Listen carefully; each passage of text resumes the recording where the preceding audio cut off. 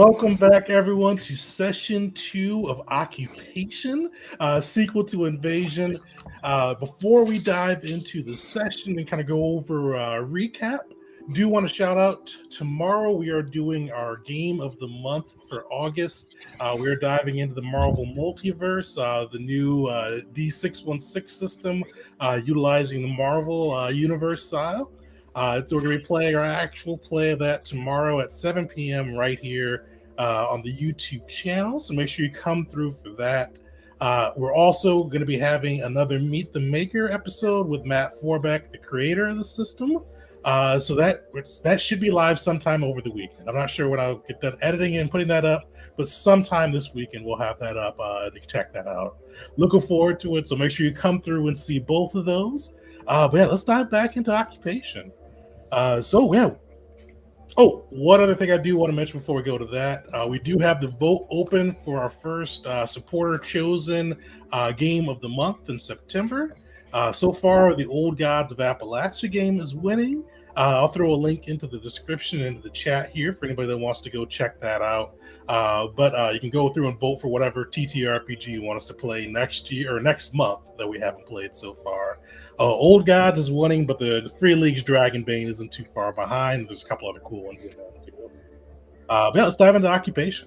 So last session, we got to meet our heroes. We found the returning hero Vars, the Mandalorian warrior who'd gone undercover for his people, but now is actively fighting against the Yuzon Vong, made his way to Tafanda Station.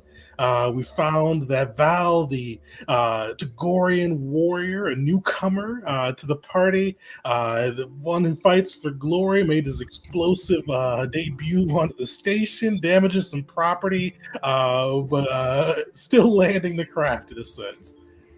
We had Lord Malachi, the Sith from the Dominion, going to make his presence known. Did a little bit of force push against the Mandalorians, made his presence known within the station.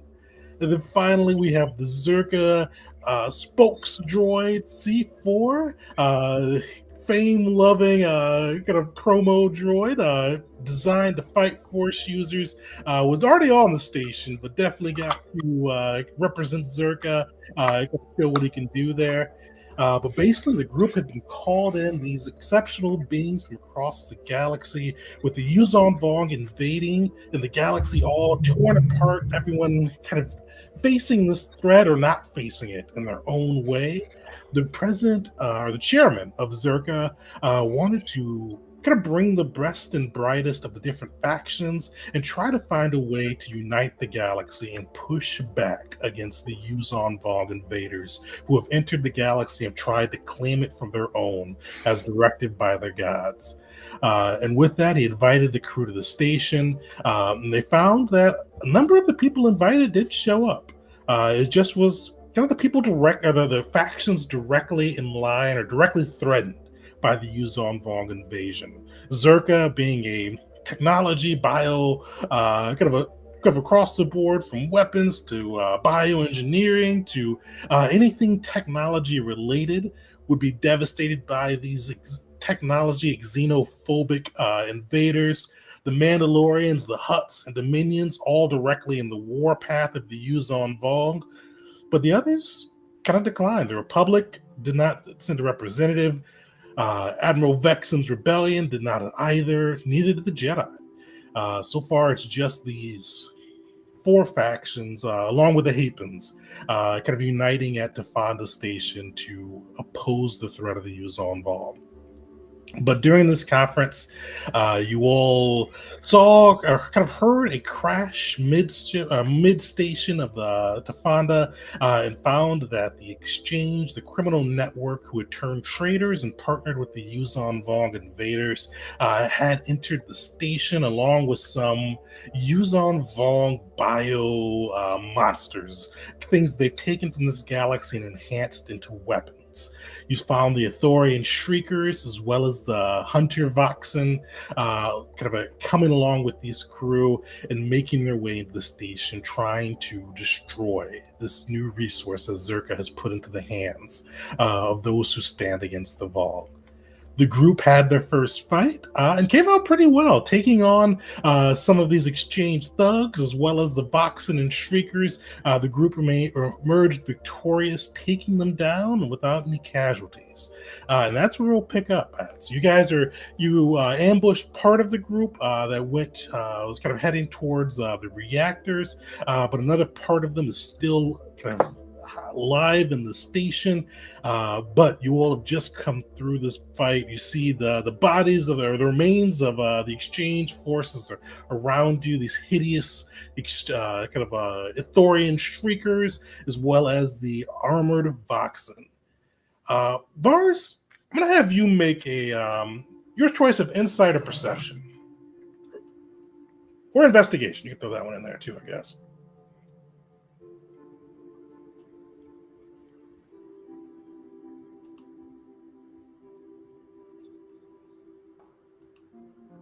Oh, did we lose you? I was going back and forth. I'm going with perception and getting a 19. Perfect. So you take a look at this Hunter Voxen, and you notice it's quite a bit smaller and kind of less muscular, less armored, and definitely wasn't as tough as the one you fought back on Merc with the old crew.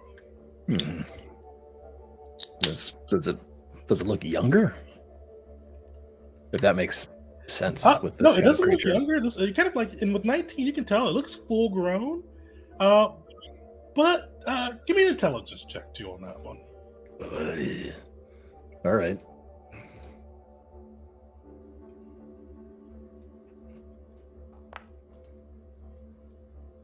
Hey. Yeah, you realize it's certainly full grown, but you think it was shaped or engineered differently than the other ones. The other one was kind of engineered to be, I guess that was a prototype or just engineered to do the maximum damage. These ones look like it was kind of engineered to be quick and easy to breed and send out to hunt the Force users. Not as ferocious, not as kind of devastating, just something that they can breed, clone, or however they do it quickly and send out to the battlefield. And Vars will convey this to the rest of the group, kind of kicking at the corpse, and he'll mention that. Yeah, I've seen these before. This isn't quite as big. It looks simpler. Like, I know that the Vong make things. I don't know if they were trying to mass produce these or what, but it looks like a bargain imitation of the ones that I fought before. Seems like they underestimate us then. Well, that or they're just trying to make more of them. I mean, they're really more for people like he's gonna just kind of tilt his head towards Malachi. Yeah, Malachi's head will just turn sharply to the Mandalorian, and he'll walk towards the creature as well and just kind of bend down near its face for a moment and then stand back up. And as he stands back up, he'll let out a small, kind of like small groan, just like old man groan, like knees are popping, but his aren't, surprisingly. And he's gonna cast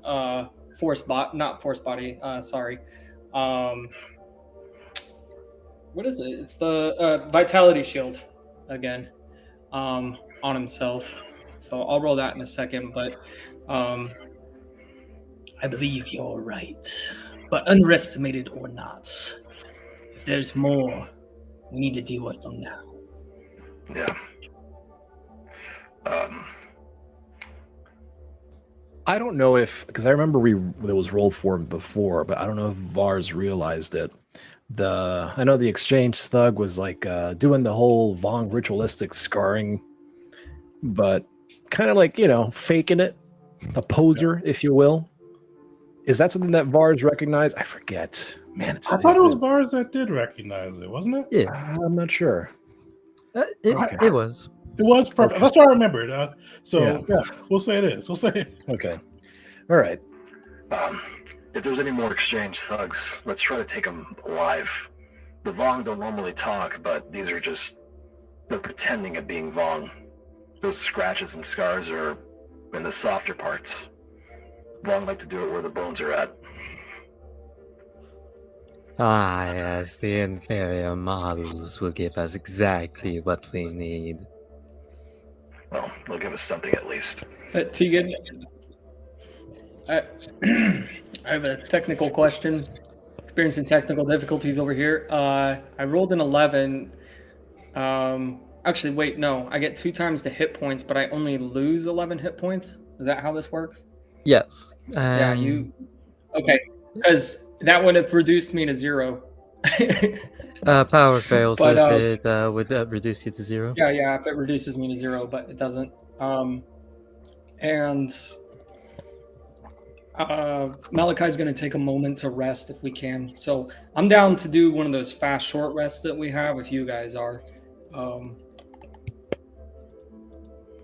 That'd be kind of nice, but at the same time, how many of these kind of alarms are going off? How many of these kind of smaller crews did it look like? Or was this just the main one going to the power source? Yeah, so you guys saw the 2 crews split off. This one was kind of heading towards the reactor, but it was closest to the conference room. There was 2 groups. This group was actually about the same size as the other group. The other group we saw kind of looking at the chairman's camera. It had 2 exchange thugs with it, as well as an Athorian Shrieker and Voxen.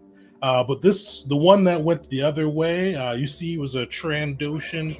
He had a wicked-looking blaster rifle slung over his shoulder, as well as a pretty nifty-looking kind of blade strap. He looks, and I'll give this to you guys for free, no roll, but he definitely looks more of a more practiced warrior than the others.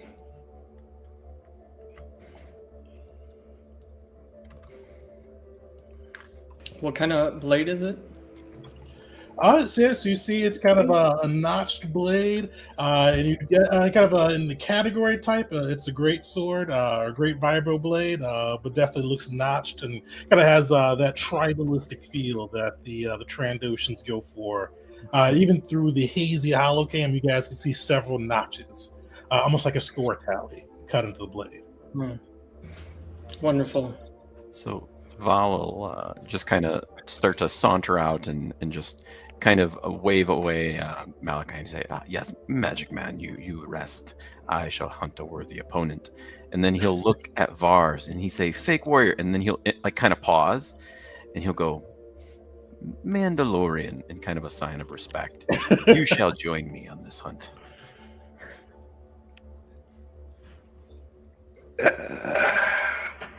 Hell, yeah, all right, fine.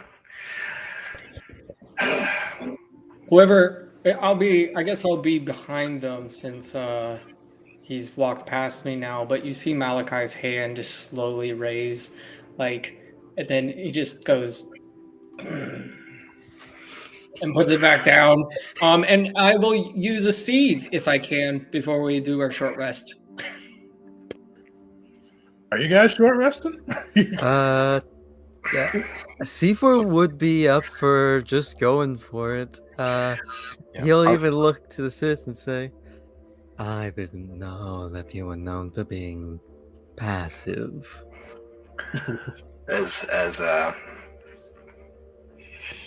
much as I, the player, want to take a short rest because, yay, short rest, but I feel like this is time sensitive, and if we dilly-dally, who knows what will happen to members of people on the ship, equipment on the ship.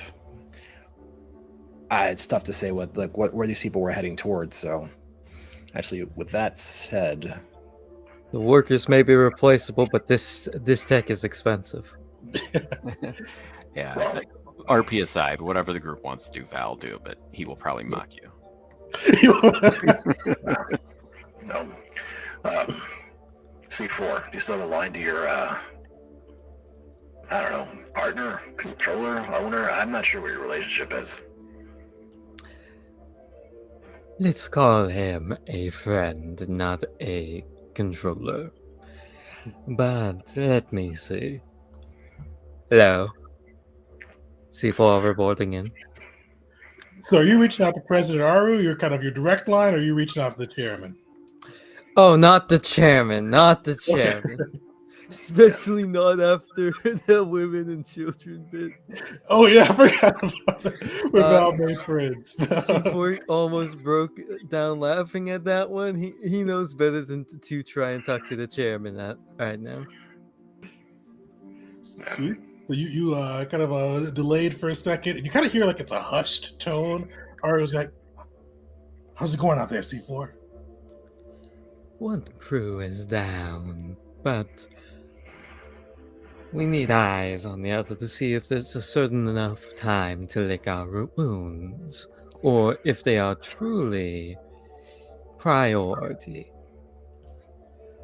You see, he kind of like, all right, let me take a look. Chairman looked a little grumpy, so I'm just trying to keep this on a little quiet.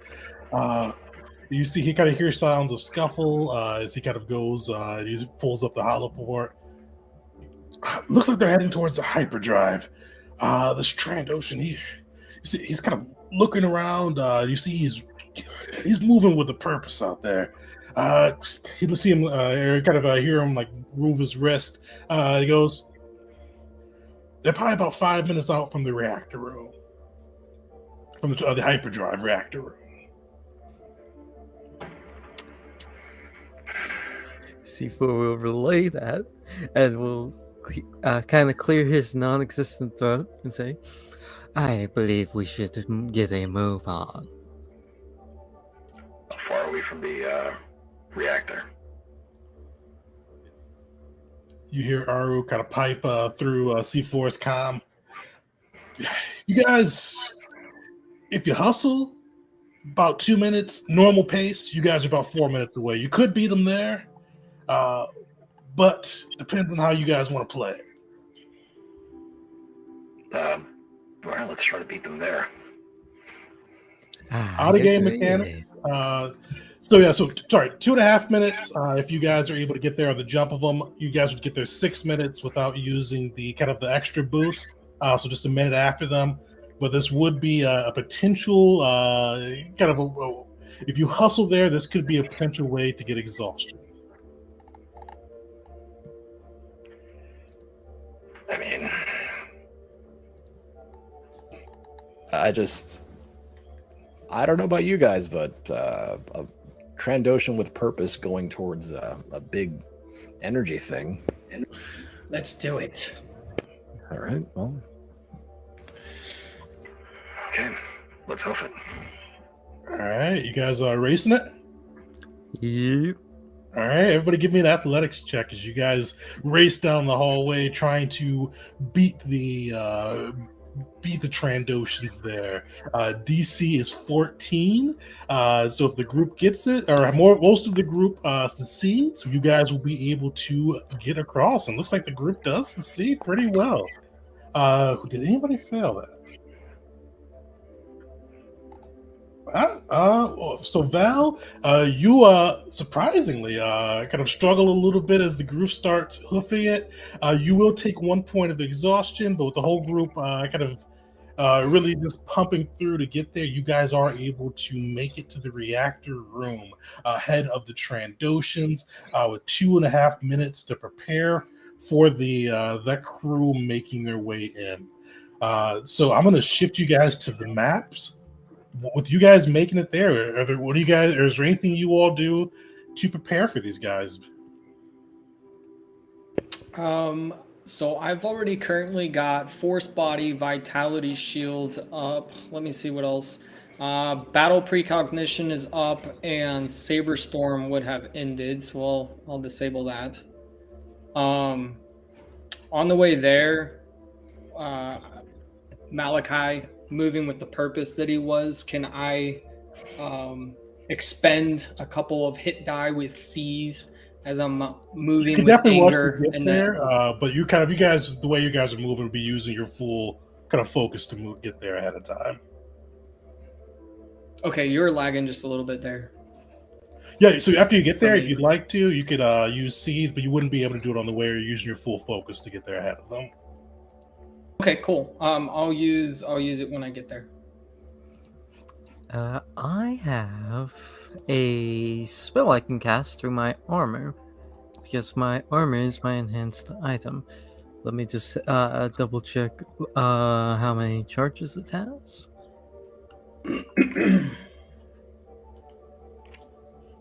See, it is the Agathist's armor, which allows me to cast Voltic Shielding, and I have with it 3 charges, and for each charge I expend, it can upcast it. So 1 charge is first level, 2 is second, 3 is third. I'll use all 3 here.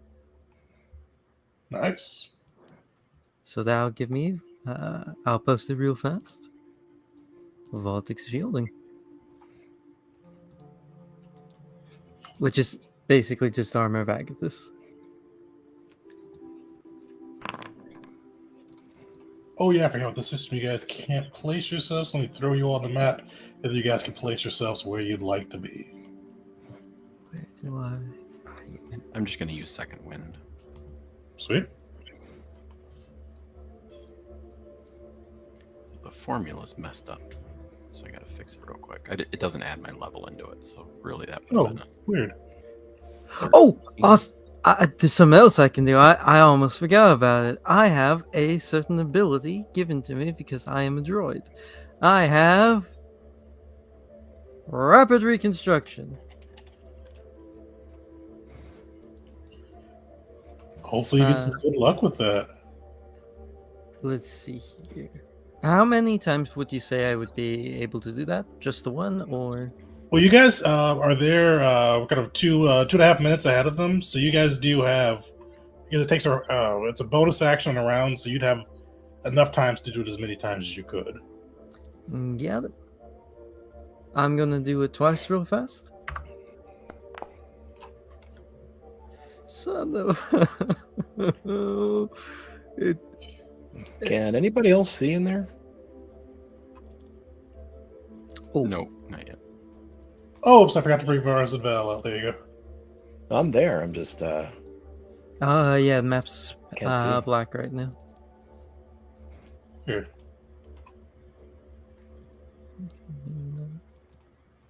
Do it one more time.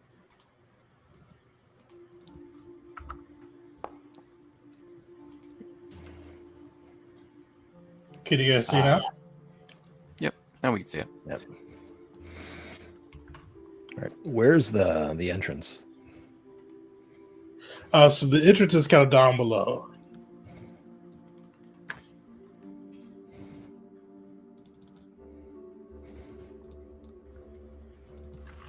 I'm just gonna see if I fix this, so ignore this. I just want to see if it's fixed now. Hey, there we go. Okay. Let's see. And this is the this right here is the main thing we need to protect, right? Yeah, that reactor up there has got the main piece in the middle. Normally, C4 would shy away and hide behind cover. However, this is Zerker property, and soon to be technically his property. So he's gonna risk a little bit of limb to keep this thing from going in flames. Nice. Would there be anywhere for Val to hide by chance? Preferably near the entrance. Near the entrance, you could try to hide behind that kind of the crates near the entrance. Yeah, that'll. Oh, can I throw Val? Oh, can you throw my token on? Let's see. I can. There's for some reason the token artwork for Val got mixed with the bounty hunter. So I'm trying to fix that now. I'm trying. Oh, hopefully I didn't break it.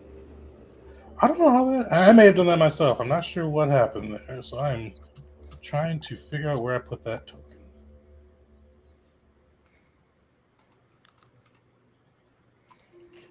By the way, while I'm finding that is so Val is going to be hiding. I know a couple of you guys have popped some force powers. Is there anything else you guys are doing?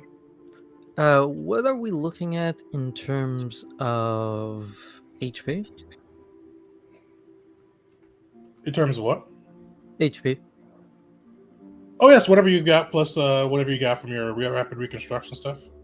No, I mean for the whole party. Are we looking good on HP? Oh, I'm gonna use a med pack. I don't even think I have med packs. All right. It's not going. Weird.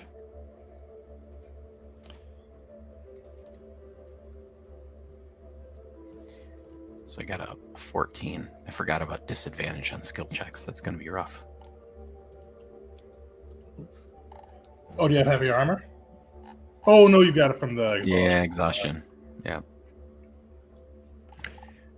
Damn, that's weird. So the med pack that I've got is not rolls 1 die. Okay, because of the size of their hit die. So Do I have time to do another seethe, Tegan? You do. So you've got over 2.5 minutes. 1d10, right? Plus.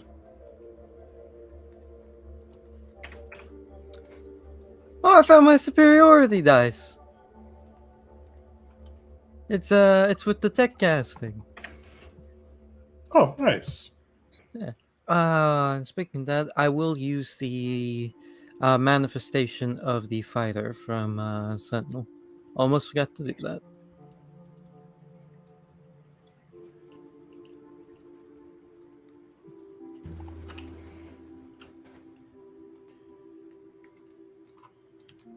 Yeah, screw it. I'll do one more.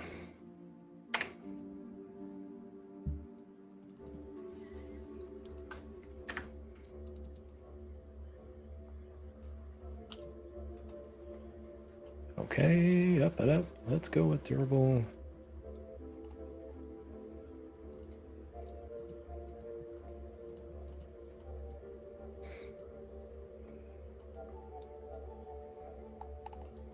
Okay.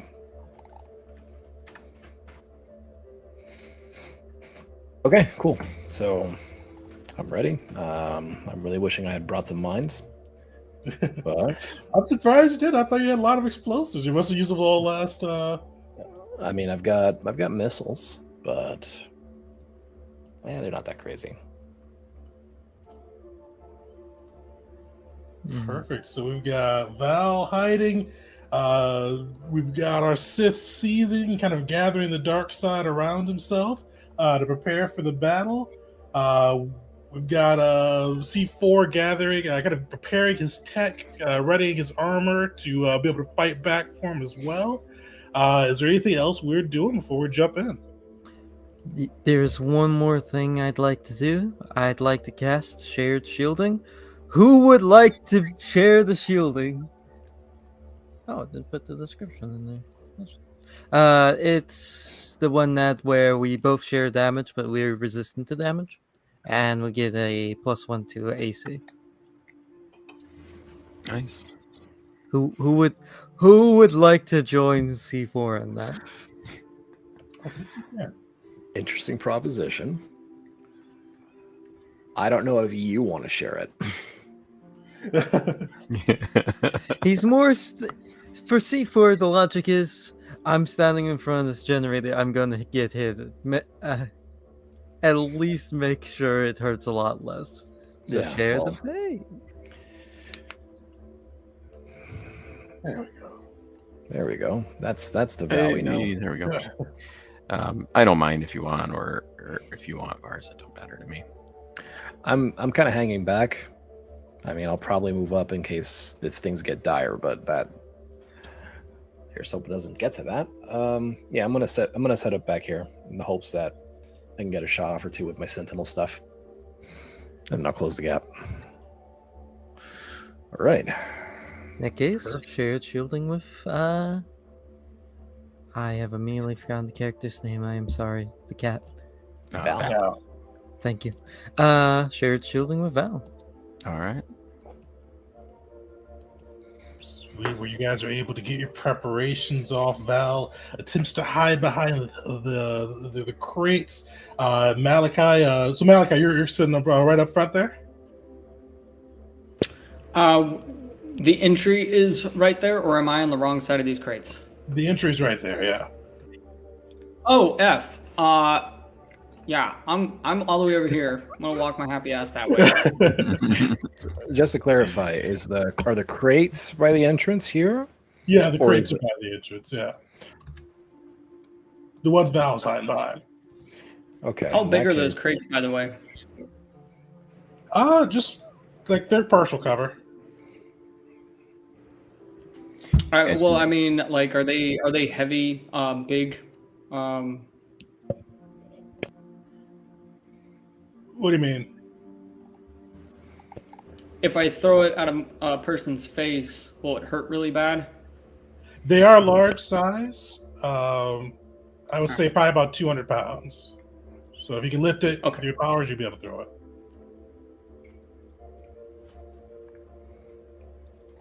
All right. Well, as you guys get into position, you hear kind of this rapid clunking, boots on metal as the Exchange Strike Force rushes to greet you all, rushes to disable the new station's reactor, sending its hyperdrive into disarray. You see eventually the door opens and 4 creatures emerge into the room. You see first these two, the Athorian and this Voxen, kind of just coming in with the mindless fury. You see behind them this wicked-looking Trandoshan, this blade extended, ready for battle as he comes into the fray. You see next to him on Vars, you kind of recognize the armor, but not the person, or recognize the style of armor. You see somebody either wearing, imitating a Mandalorian or got some Mandalorian gear, but you do see the Exchange logo burned onto their armor, almost branded. As these 4 rush into the fray, you see the Voxen's lips kind of lick and tongue flick out as it spots Malachi. You see the Trandoshan go, just ready his blade, eyes locked from you got a 14, did you, Val? I did. Let me see what his passive perception is. Unfortunately, he does see you. You see the Trandoshan's blade extend, his eyes flicking from Val to Vars, and he goes, "Good. Wanted a chance to add to my score." And as you guys get a closer look at this Trandoshan, he is buff. He is a big guy. You kind of see his scales rippling, but you also see tattoos and scars into him. But rather than like the other guys, where it looks like they kind of did it more for clout or more to fit in, his are deep. His are kind of along the edges where it would be painful. It definitely he looks like he's a little bit more bought into this philosophy than the guys you came across before. And you see him unsling that great sword, and he goes, "Leave the Mandalorian and the cat to me. Been a while since I've had my own pelt." And you see him unsheath the blade, and let's get into combat. Or else you guys have anything to say before we jump into combat? I'll let the blaster do the talking.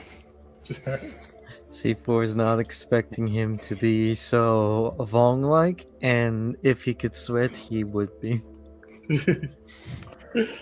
I feel like you guys could probably audibly hear like Val just complaining about like why we had to run that hallway. We ran the whole way here, and then we sat here for 2 minutes, just like audibly complaining as they come. Just like out of breath. Why do we run? This is stupid. All right, let's go with that initiative, baby. Sweet. You guys should be able to roll initiative. You can either use it through the combat carousel or go to the crossed swords to be able to get that in. Oh, whoops. Oh yeah, I forgot there's like a little button for it. Oh man. Oh, that was almost a natural one.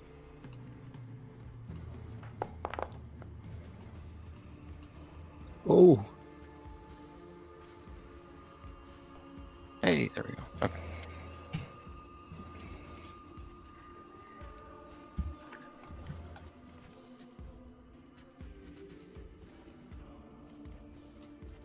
Sweet. I think we got the whole crew in. Val, nice. You kick it off. Unfortunately, you're not hidden, but you do. You are the closest. The Trandoshan has called you out specifically. How are you reacting? So he ignores he was called out, and he just like stands up and points at him and said, "Ha ha! Val has snuck up on you," and he's going to charge at him. And so 5, 10, 15, 20, 25. He'll just go to the back line over here. And he will try a feint against the Mandalorian. This might go terrible because I have disadvantage, but we're going to do it anyways. So it's my feature. Let me see if I can put it in the chat. Should be duelist style. All right. And so I make a, well, that's not helpful. There we go. I make a sleight of hand check. It's a contested against insight on the target, and then if I win, I get advantage. Sweet. And you're doing this against the Mandalorian? Yeah. All right. So disadvantage. That one. All right. So I know it didn't go well, but how did that feint look? How did Val set that up? So I feel like he just ran in and like flourishes his blade a few times, and the Mando just stares at him. So he just kind of does it for a little while and realizes there's nothing there, and he'll just make a swipe at him. So we'll go in with a 2 attacks here, and so do it on my, yeah, here we go, hooked vibro. So his first attack is an 18. That'll hit. All right, and so that'll be 10 damage, and I do ignore resistance if that matters, kinetic resistance. And then my second attack, nice. That'll hit. That'll hit too.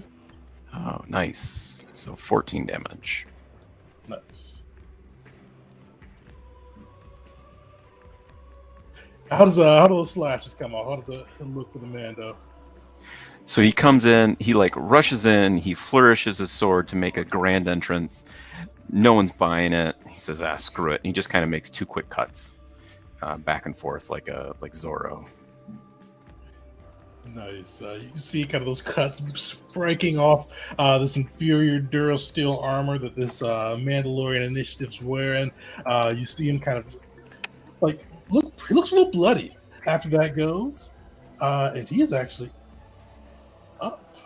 And you see him kind of whip out this tech blade, kind of flourish it a little bit, and kind of almost like an imitation of you as he goes in. And then he launches at you and tries 2 strikes against you.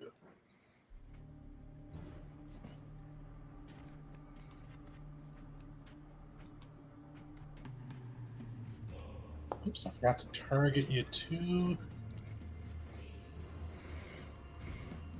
So the first one will clearly miss. You see Val is able to get out of the way of the blow as this Mandalorian makes a clumsy strike. He goes after you again. And that one will hit. I'm not sure why the hit stuff isn't coming on either. Actually, I have 20 AC. Oh, you have 20 AC? Oh, nice.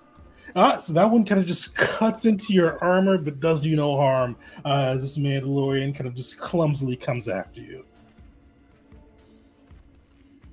All right. You see the hunter is up. This exchange captain kind of readies his blade. You see him leap over his Mandalorian comrade and just growl. "I'll show you how it's done. I told you that the cat is mine." You see him just dash at you, great sword held high, and he is going to try to strike you down twice. Hold on, though. I'm going to reload the map because some of my modules aren't working right. The damage one as well as the other one are both not working.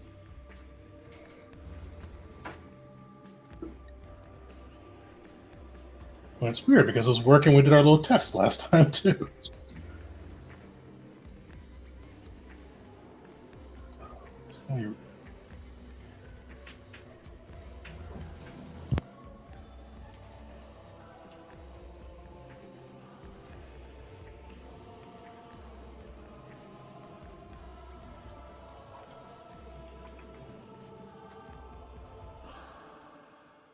I will figure that out later. Yeah, so he leaps at you, the great sword held high, seeing if he can cleave through you. And let's see if this will hit.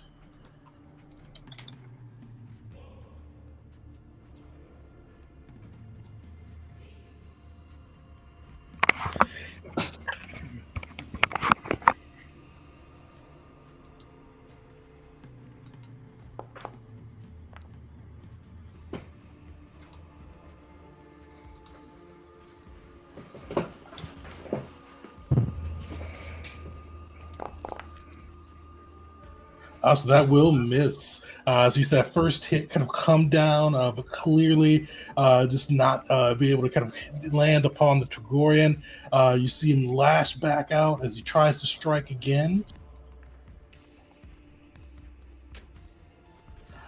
This one's going to do a little better. And you see he brings that blade down hard, trying to cut through your flesh as he's finally gotten his query there. I'm going to use a reaction on that one. And so you can see the first couple, he just kind of danced out of the way pretty easily, almost mockingly. And you realize that one is close. And I'm going to use my Duelist Mastery reaction. Okay, that's not helpful. And so it allows me to... the last one. You're proficient with no other weapons. When your creature hits you with a melee attack, you can use your action to add your proficiency bonus. So it'll be +3 to my AC. Just nice. for the attack, though. Yeah, you easily block his blade aside, and you are able to keep yourself from taking any damage there. And that is his turn. You see he's seething. You see he's just glaring at you as his attacks return to thunder. And Malachi, you're up. All right. As action, I will activate my Saber Storm. So 2 lightsabers float out, and he has one in his hand as well. And all 3 ignite at the same time.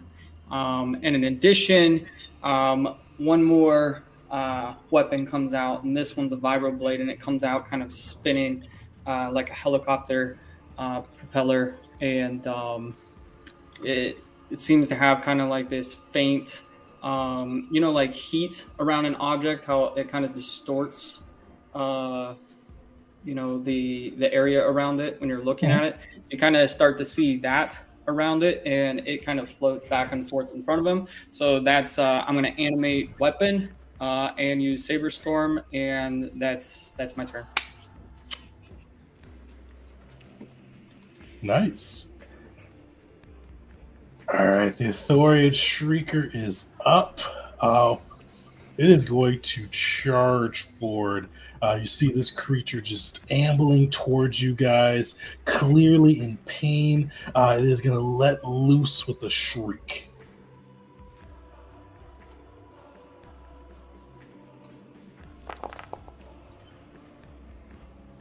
Oh, sweet. So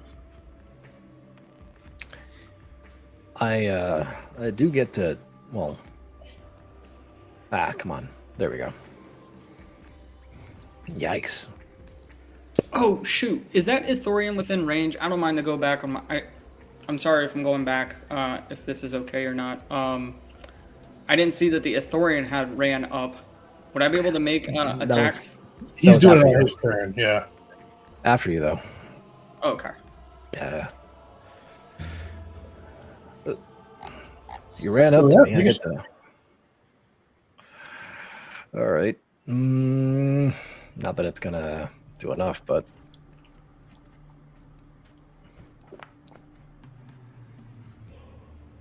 Hey, hey.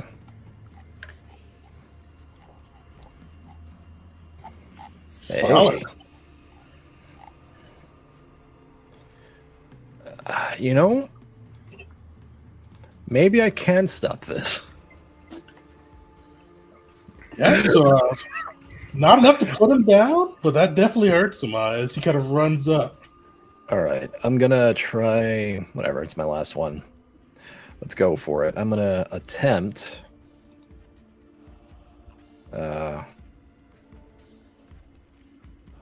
Weak point strike. Hey, nice. Nice. So that's a DC. Yeah. The info just all right.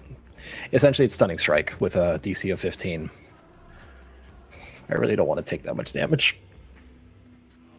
Hell yeah! Solid. You'll be able to stun him. How does that look as he runs up? Well, this isn't the first time that Vars has seen these damn shriekers, and I guess is about to run up and like kind of sees it like intaking breath.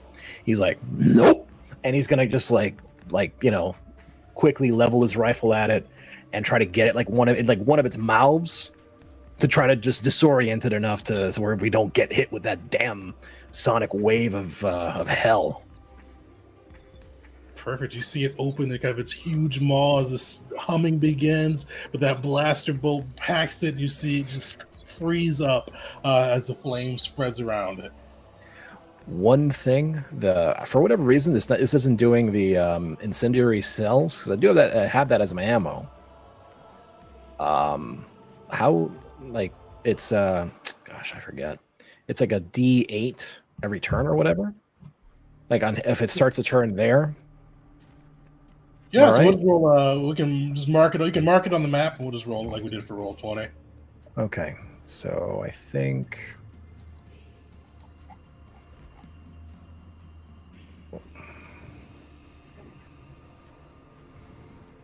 There we go. Fire. That looks okay. Yeah. So and then DC 14, and then on a fail, it's 1d8. All right. Cool. That was close. C4, I have a terrible idea. C4, what are you thinking? Alright, let me get the radius real fast so I know where to put this. Ooh, that is. Hold on. Are you doing explosion? Oh, he doesn't have explosion. Let me Thank move goodness. this down one more. Here. Let's see here. That should be good. C4 is basically going to say, well, just griff the organics, really.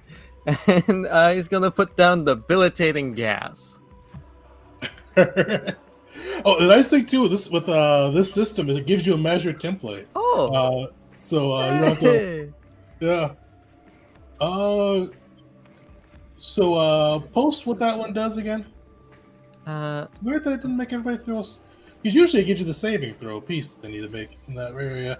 What saving throw is it? It is Constitution whenever they start their turn completely submerged in it, and if they fail, they do nothing for their turn. All right. And then creatures that do not breathe or are immune to poison automatically succeed. And this save is specifically against poison. DC 15. And he's going to be using a bonus action for this because he still has some maneuver die left. And he's going to use, now that I know where it is and can actually post it, Fast Access Power. Access program.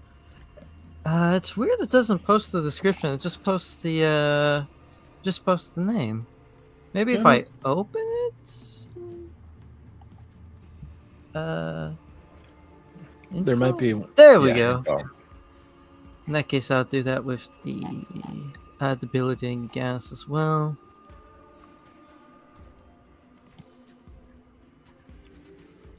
And with his main action, what he's going to do is saunter up to here to this very weakened Thorian, both in gas and stunned and on fire, and he is going to start swinging. And one thing I will say though, it does heavily obscure the area. So I think let me make sure. I think you will have disadvantage on these attacks. But it's stunned. It is. Oh yeah, it's stunned. So yeah, you'd have regular. Yes.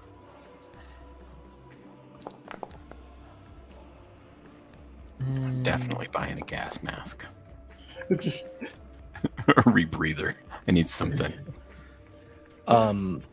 Question: Since the Mandalorian getup is safe to survive in space, Hey! could he wander into that gas? You could wander, yeah, because you can breathe in space for like an hour or so. Yeah.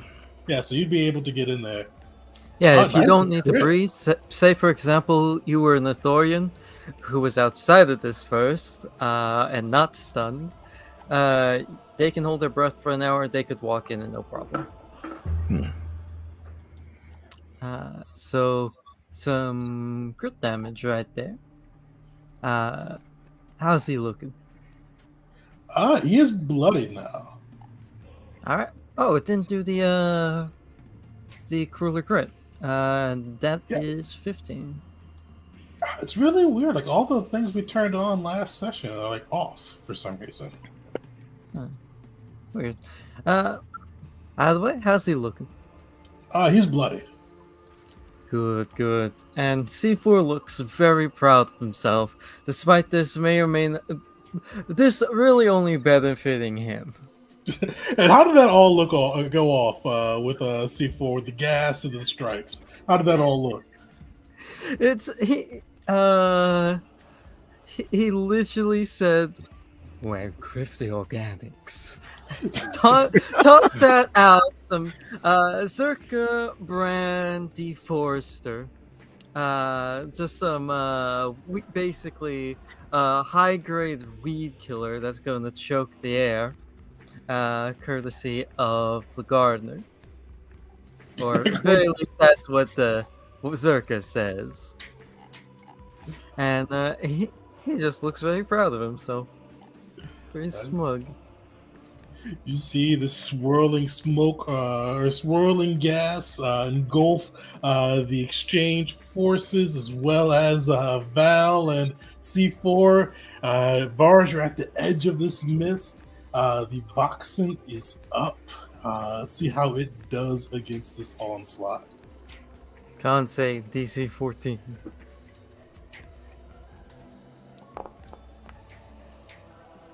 It does nothing! Nice. You hear the Voxen howl, but then just become stuck within this toxic spray. Vars, you're up.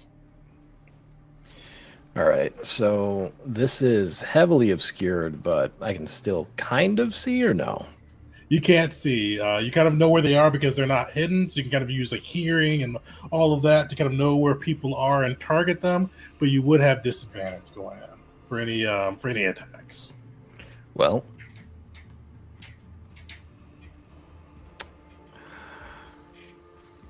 I'm gonna try to get rid of the threat that's in front of me here. Okay. He's stunned, so you'd have a regular shot for him. Okay.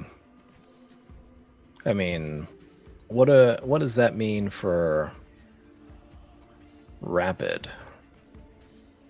Rapid. Yeah, it would still be the same because you'd have disadvantage if you shot into the mist without seeing them, and then you got advantage from him being stunned, so it kind of just goes to regular. Okay. That stunned automatically failed dex saves. Or am I thinking of Oh no, I incapacitated? think you're right. Yeah, stunned automatically fails dex saves. Yes, I think, he'd still fail that. Yeah. all right. So, what is? All right. So let's just say I'm gonna shoot in there with rapid. So I'll just roll damage twice. Normal. Yeah. And for whatever reason, it doesn't let me. Okay, so let's just do that again. And normal. All right, so that's 15 for the first rapid. And I'm going to do it again. Let's see if this is enough to...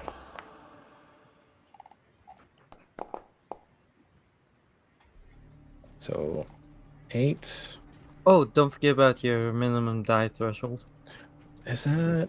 Oh, yeah, because I am close enough. All right, so the 8 here would actually... I forget, does it become a 3 or a 2? I think, I think a 3. I think a No, 3. it's a 2. It's a 2 because it's D4. Okay. So then add 1 to... So the 8 is a 9.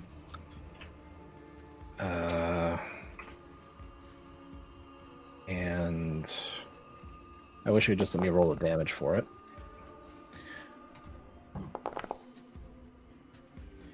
And this one is an 8. So 17.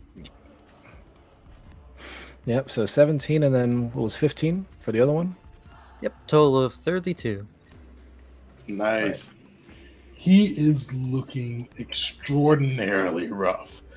He is, well, you can't really actually see how he's looking, but you hear labored breathing through this green mist that has obscured everything. You hear blood running down into the ground, and you hear him just wheezing, just kind of heaving with this labored breath.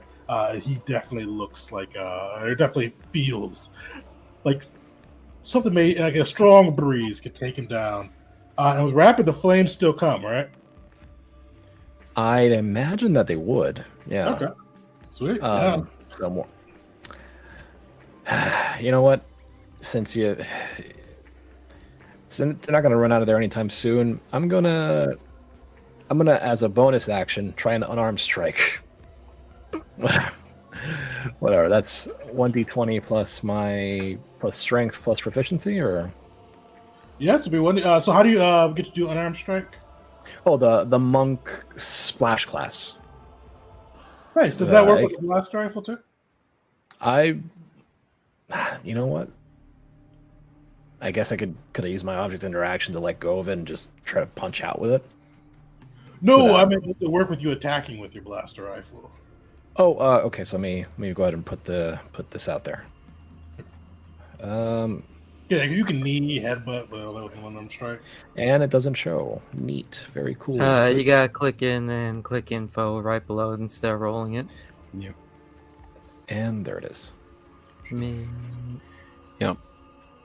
Oh, it's in with monk and brawler, you need to make some kind of attack first, but with this you can just do it as a bonus action. Yeah, that's kind of cool. That's a little bit better than the monk one. So yeah, go for it. Yeah. All right. So that's D20 plus my strength modifier. Yep. So D20 plus strength plus proficiency, because it doesn't give you anything to do dexterity instead, does it? Nope. Mm-mm. Honestly, I'm better off doing strength. That'll hit. Hey, there you go. All right. And what is it? Just one? It's 1 plus my strength modifier? Or how is... Yeah, so it'd be 1 plus your strength modifier unless the splash class alters it somehow. Nope. 5 damage. He had 1 damage left, so finish it. All right. So after like that onslaught of like shots, like he knows that he's right there, just like bleeding out, like kind of like in the mist, and he's like, "The hell with this," and he's just gonna like kick out. You guys see, Malachi, you just see this Mandalorian burning fire into this obscure cloud of gas. Hear this Ithorian still breathing, see him kick out, and you hear this loud crash to the ground as the Ithorian shrieker breathes his last.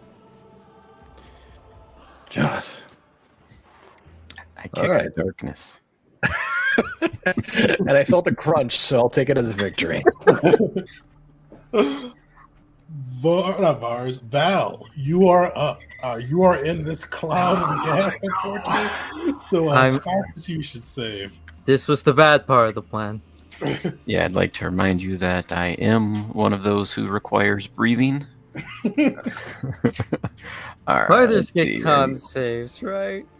Yeah, we're good. I mean, it sucks about the whole being exhausted and. Throw. Well, I think Oh, that's this not. affect Yeah. saves. This is, Okay. Yep. at his level, I should say. Ah, Hey, think it that's passes! He it. has a turn! So Yay! all right. all of a sudden, like you were fighting this Mandalorian and Tagorian, or not Tagorian. Wow, Trandoshan. Trandoshan. I said their name earlier, but I got slipped up my T's. But all of a sudden, you see this gas emerge from a canister C4 through. You're able to kind of cough through it and keep yourself in the fight, but you are obscured. And you smell or see all these creatures around you. What are you doing? Yeah. So the first thing I'm going to do is, in pure Val fashion, this is a terrible move, but it's Val. I'm just going to quick do one attack to both tardies against me. So just like kind of lightning fast, whip my blade around at the Mandalorian and take a jab at the big guy in front of me here. And so this will be the first one will be the Mando.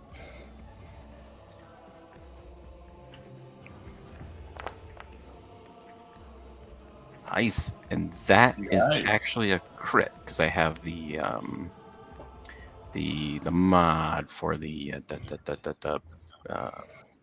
hold on, let me find it. The King mod. I can't think of the name anymore. Keen, right? Yeah, Keen. Yep, the Keen Oscillator.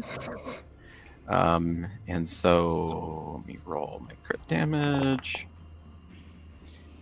Wow, that was a terrible roll, but it was decent damage. I fixed the thing, so it did add the 8 automatically in there for you. Okay, perfect. Okay, perfect. I was like, okay. Okay. All right, so 16 to the Mando, and then I'll take a swing, and I think the trip feature is going to help me here. And with that too, you finished the Mando. Nice. All right. And so he wouldn't he would do non-lethal to the Mando. So he would just kind of quick strike with maybe the butt of his sword, knock the Mando out. So I scored a critical hit. So the next attack I roll against the target. Okay, so it's not the same target. So never mind. So I don't have advantage on the second attack. So then I'll strike at the Tagorian here. Oh, Trandoshan. Sorry, Trandoshan. Roll, but unfortunately, you are supposed to have disadvantage with the heavily obscured. That's the second part of the bad. Oh, no. Okay, sorry. I forgot to. Okay, yep. So, I will do my change up, and I'll take blind fighting style. Oh, nice, good. And so I'll go from brawler to blind fighting style, and so that'll use one of my adaptive fighting style charges, and so that 14 is probably going to miss. Yeah, the 14, unfortunately, you kind of hear him raise his blade up and block it and just growl through the mist. Right, and then I'll use my bonus action with one of my monk charges and disengage and run out of the gas. And you'll hear him as he gets out of the gas. Ah, the day you almost got Val.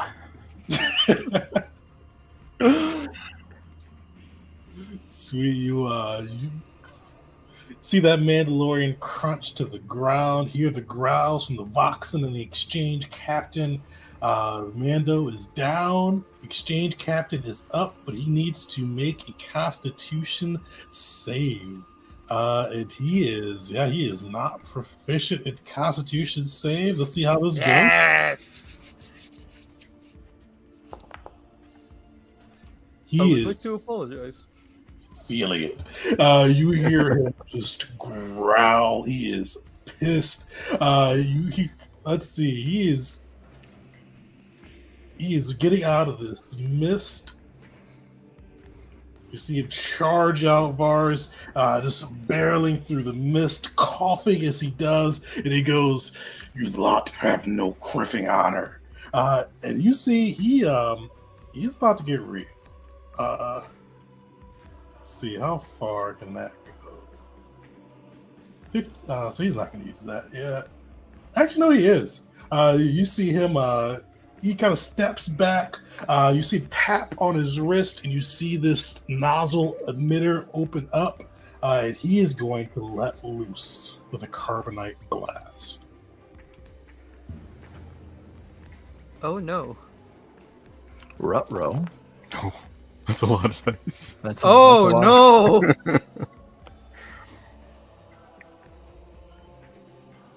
Give me one. Oh, well, luckily he can't reach you, C4. So Vars, that is just you. You see him spraying it into the mist and into Vars. Vars, give me a DC 16 con saving throw. Oh, I'm so glad he can't see C4, and C4's even more glad. There's an audible yelp from inside the gas. Nice. Vars, you see him. You've seen Mandalorians probably do this trick before. When they get into a rough fight, pull out their flamethrower, pull out their carbonite. You are able to kind of resist most of this damage, bringing it down to 17. But you see this just spray of cold carbonite encasing the floor and burning into this poisonous mist. It's C4. Your sensors tell you that the area around you just dropped in temperature. But fortunately, you were just a little too far away as he launches this blast. Malachi, you are up. Well, that changed some plans. I don't like that ability. So I'm going to step forward. Let me select myself. Here we go. I'm going to step here. I believe the DC for this is, 15. And hold on. This is a charisma saving throw. I think I have something for it, but I don't know where to search for it. DC 15, I'm going to use Mind Trap on him. Let me link that. What type of saving throw is it? Okay, disregard. I took that off. That my Star Wars 5e sheet is not up to date. All right, new idea. No honor, he says. Same DC, force throw. I am throwing him back into the smoke. And I'm going to quicken this as well. So a medium creature can be moved up to 30 feet. I'm just going to throw him right in the middle of the cloud if I can. All right, that's a strength saving throw. That will be, yes, a strength saving throw. Synergy! Oh shit. You see, he has fought force users before. He digs his claws in to the room. And he goes, "I will not move, Sith scum." Hey Cool. guys, this And guy since might be a badass. Since I quickened that as an action now, I am going to... Yes, I'm going to make 2 attacks with my Saber Storm sabers that are swirling around me. They immediately just stop, and I go, okay. And they go straight for him. All right. Lovely. Here we go. Attack. Normal. 16. Will not hit, unfortunately. Okay, and then the other one. Of course. Okay. Just the idea of this guy fighting floating blades after saving that hard against the force save is horrifying. Yeah. Okay. That's all I can do. All right, so you see him just kind of dodging those blades, just ready to continue the fight, even though he is mostly on his own with the Voxen frozen by C4's gas. C4, you are up. What are you doing? C4 sees this man. Well, he has an idea where he is because of all the sounds of. Yeah. So luckily, C4 does not need to directly see him for this, and it is not affected by advantage or disadvantage. Fortunately now, perhaps unfortunately in the future, but pistol focus. Sidearm focus. My bad. It's time for the razzle dazzle. All right. I'm going to target him, and he needs to make a Constitution saving throw. And I just need to roll this so I remember what my attack bonus is. It is not a 2-hit, luckily. He will fail. Hey, he is. So that's going to be he just fails. So he is incapacitated until the, let's see here, the end of its next turn until it takes damage. So either to the end of its next turn, or if it takes damage. Yeah. All right. Nice. So just from the gas, just a razzle dazzle, blaster bolts that aren't meant to kill, but more meant to stun, incapacitate, to just completely frazzle the mind, courtesy of Zerga. As C4 just kinda, no one can see it, but he spins it in his hand and blows off smoke from it. And he's going to do the same to this this good old hunter down here. So, another con save.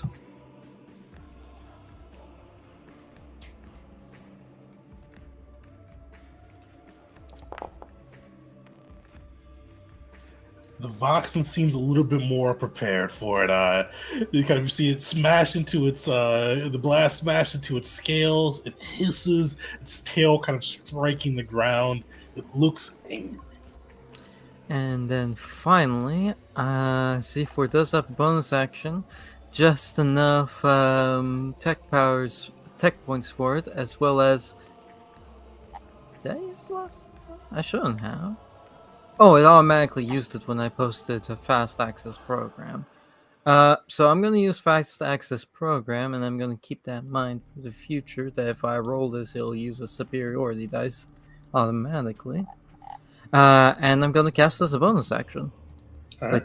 With the last of my tech points. And C4 is going to go for a barrage. And who are you throwing that at? He's going to put it all towards the hunter, so that way he doesn't break the incapacitation. He just put onto the Translotion. All right.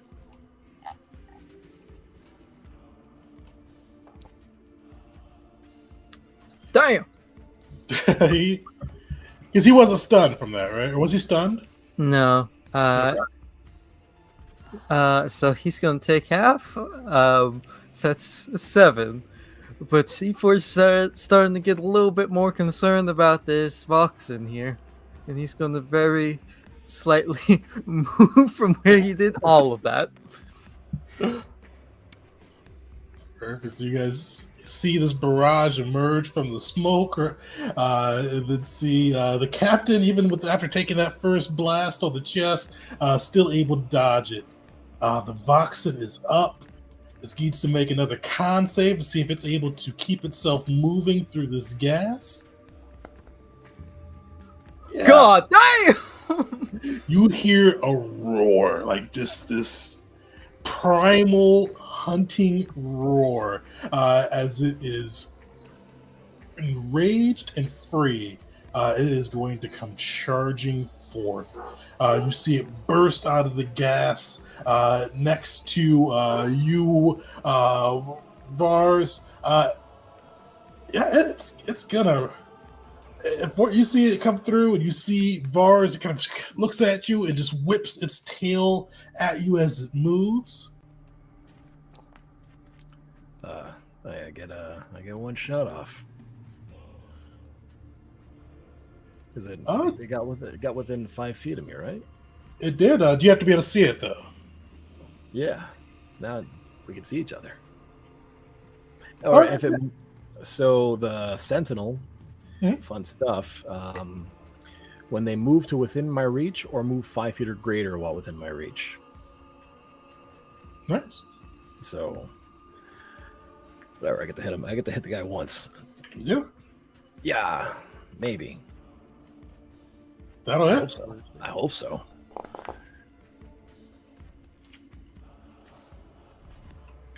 Nice. That's the blaster bird did to him. You hear it howl. It throws its tail stinger at you, but fortunately you're able to dodge it. Then it turns its full attention towards you and launches forward at you with its bite. Oof. All right. 3 crits in a row for this thing. Oh my god! It is popping off hard. Yeah, it is.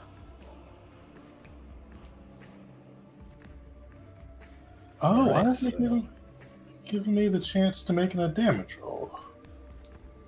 Yeah, you don't need to make a damage roll. It's all right. Yeah. I think you did 7. Let's go. It's 7. it's a formality at this point.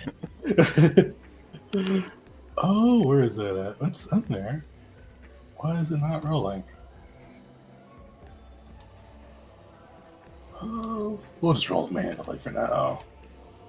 Yeah, this one's gonna be nasty. Cool. C4 is so glad he did not give shared shielding to bars. Told you. So Vat was onto this. You shared shielding, and then you threw gas on top of them. Yep. Mixed signals.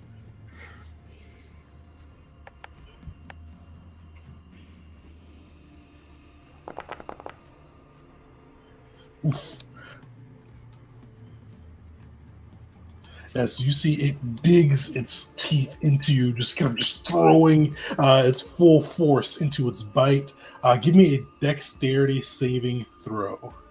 Yeesh.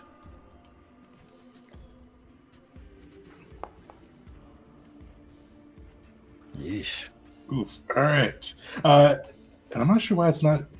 I have to play around. I'm not sure if it did an update or something, but it took out half the stuff we set up for it last week. That was almost max damage, by the way. Yeah. But you see it as it launches into you with its bite, you see acid along your Mandalorian Beskar arm. At the start of each of your turns, you will take 2d6 acid damage. You can either use an action or a bonus action to remove this threat. All right. Var, you are up. Neat. I'm going to use a bonus action to remove this. Oh, boy. You take that 2d6 at the start, so we get that in there for you. All right. Oof. All right, so that's... What was that, 9? All right. Cool. Ouch. All right. Yeah, I'm not doing so hot. All right.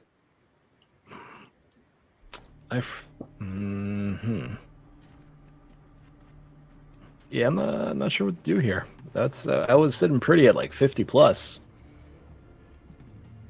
You might want to disengage. Yeah.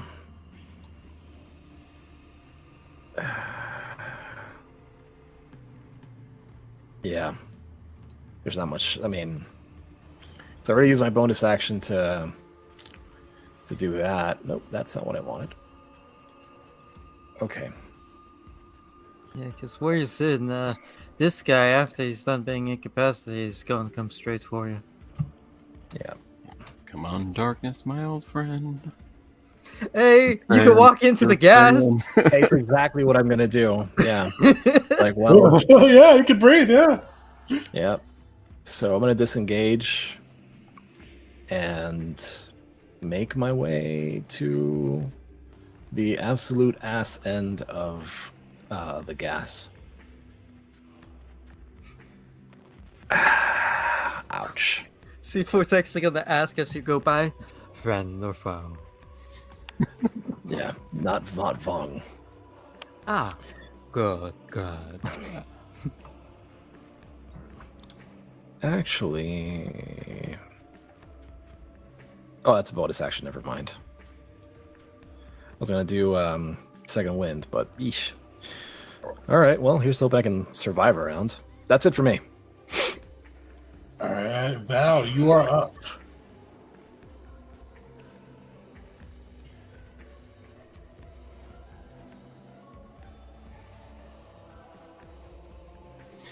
All right. Oh, sorry. So, wait, didn't the other? Oh, the other guy goes after me. Okay, sorry. All right. So they are too far away from me. Yeah. So I will use my. Let's see here. I'll use my last monk one. I think I can take a dash as a bonus action. Yep. And in the worst move in history, I'm just gonna run up to him. Oh, And so I'll look over at Vars hiding in the gas. Just be like, yes, Val has to go to work. And I'll run up here. Right in between them both. First, you got to give me a Constitution saving throw, unfortunately. Actually, only if I start.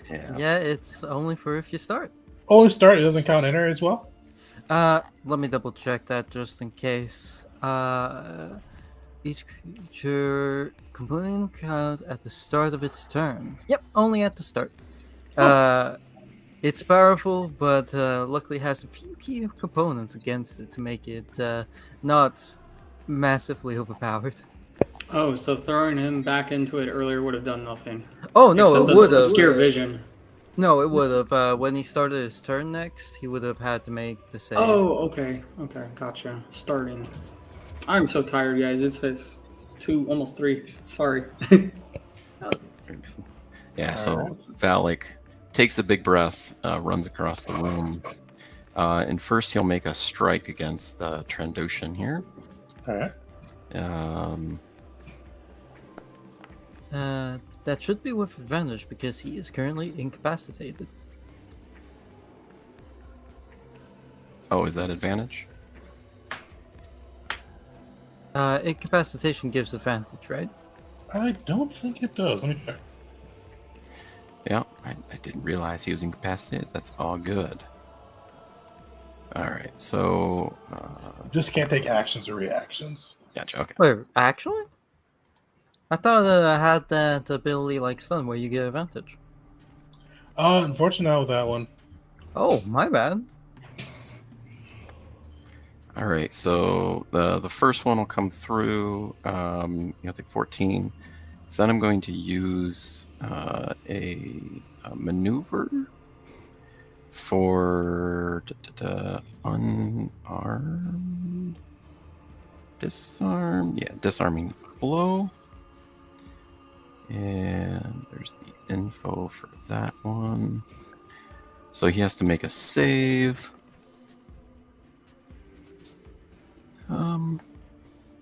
Strength saving throw on a fail. He drops the object.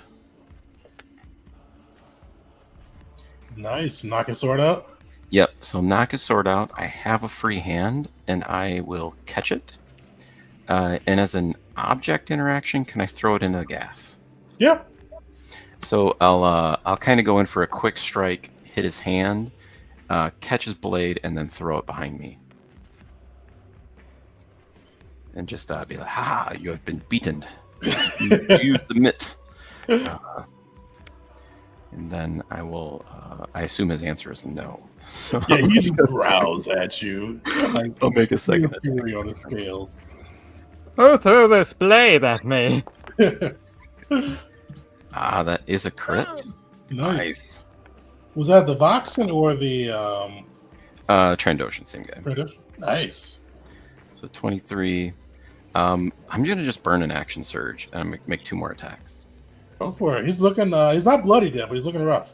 All right, and so I do get advantage from trip.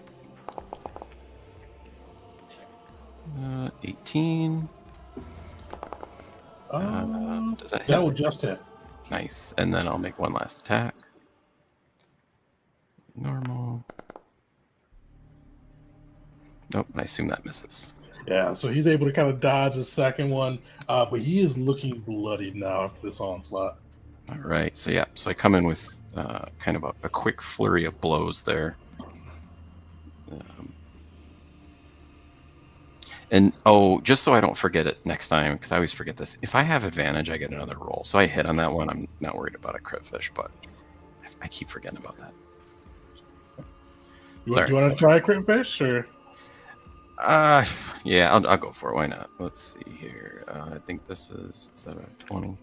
Well, you got a 10% chance, right? Yeah. Okay. It would have been a better hit. All right, the exchange captain is up. You see he is bloodied, looking slightly concerned as you guys pummel into him. You hear him growl out, tap his data pad, but unfortunately his charge does not come back to his carbonite weapon. You see he's disarmed. You see him reach for this heavy disruptor rifle on his back. He's going to shoot up close, taking that disadvantage, but you see him level that rifle and kind of put it right to your face as he tries to take you down.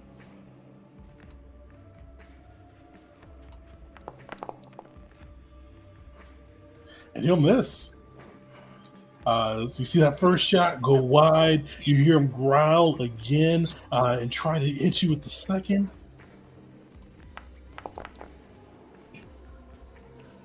You see these blaster bolts just go wide with the Tagorian emerging unscathed as he tries to bring you down.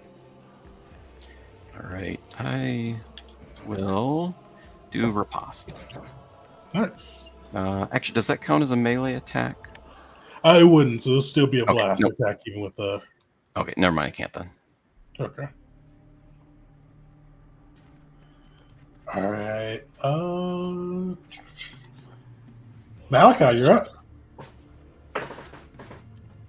All right. I'm gonna kind of just look at everything, and Malachi has we'll call it extracurricular senses, and he kind of just stands there and feels everything out, and the two remaining enemies are in front of him, and he kind of sees what's going on with the Trandoshan, and while he wants to take down this Voxen,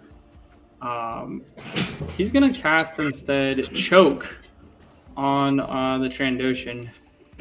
So that'll be DC 15 Constitution saving throw. He'll take half damage if he saves, but if he fails, he will be restrained and take all the damage.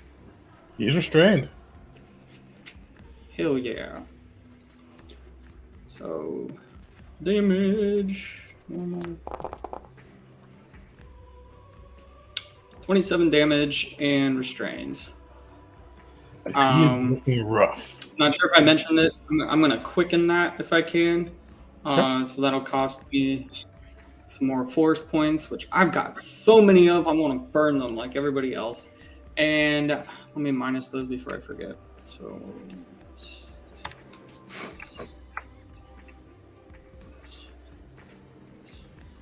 Cool. And then as an action, I'm going to cast Spirit Blade at 5th level. That's 2 attacks. So one of my my Saber Storm lightsabers, I have Deceptive Strike, so it can cast a spell at a range of touch for me. It Spirit Blade at will? Yes, as an at will. So it'll come out 20 feet. And it kind of just not really lights up, but has this like kind of dark hue around it as it's coming at him, and it'll make two attacks. Let's see, that's 1d10.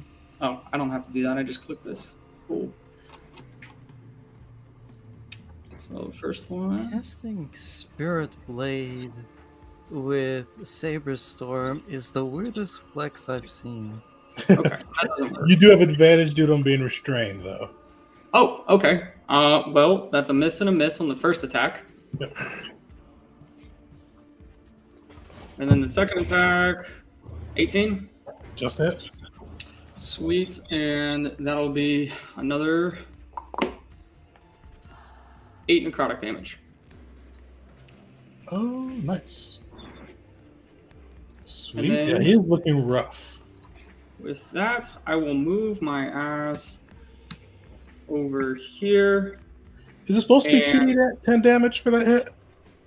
Yes, I'm looking at the ability right now. It's 1d10 necrotic. At 5th level, it's 2 attacks. Yeah, So it it's looks like just you rolled 1d10. 1d10. I'm confused. What? Because one hit. You roll 2d10. Oh, got you. Yeah. Okay. So minus a little bit of damage there. My bad. And then I'll just move back a little bit, and Val, you'll see as soon as Malachi kind of like slunks over a little ways away, his hands start lighting up with lightning, and he kind of looks at you.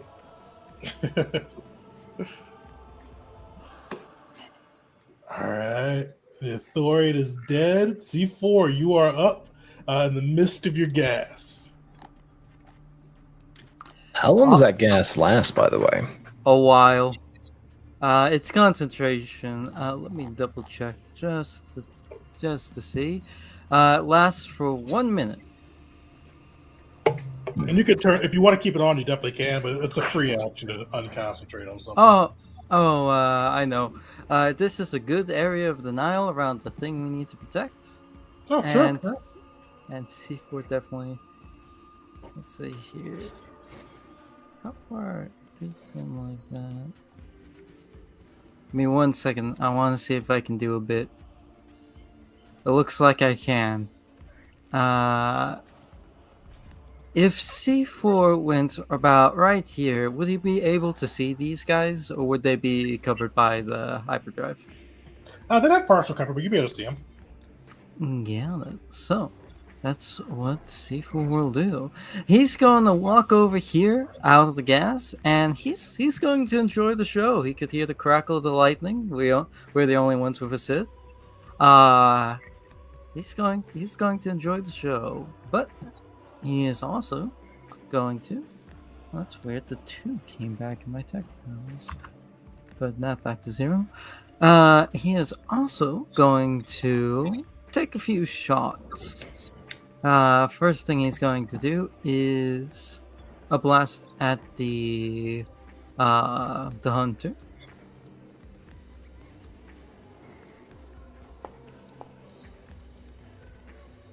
So 23 and then partial cover. I forget what that does exactly. It does. Oh, just plus 2 to AC, so yeah, you're still good on that. All right, and some damage.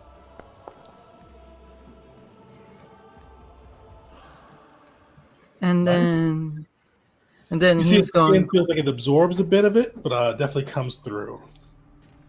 Yes, the Yuzong Vong. In that case, seeing it absorb into there, he's going to quote unquote sneer as much as the droid can sneer, and he's going to do the razzle dazzle. Constitution saving throw. All right.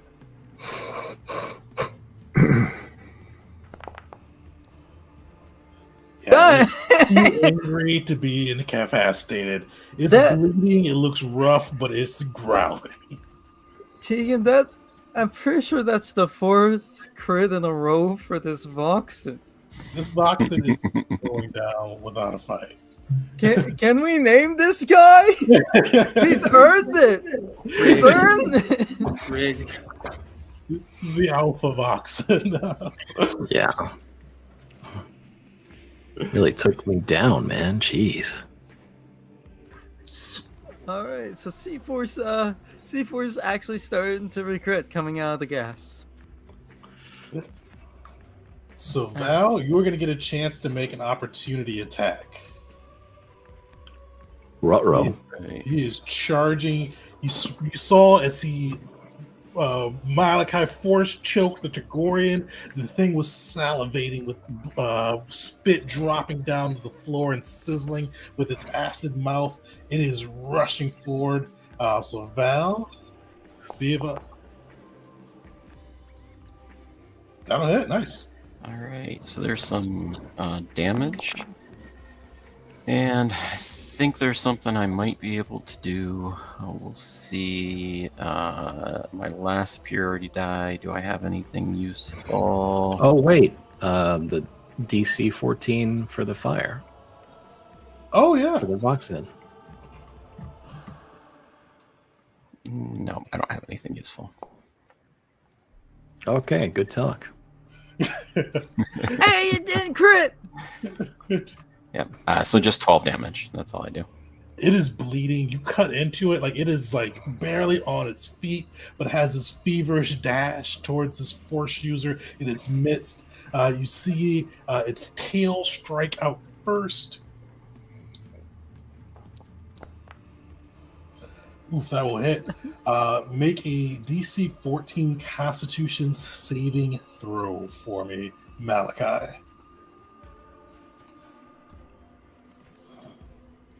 Why is my damage still not rolling?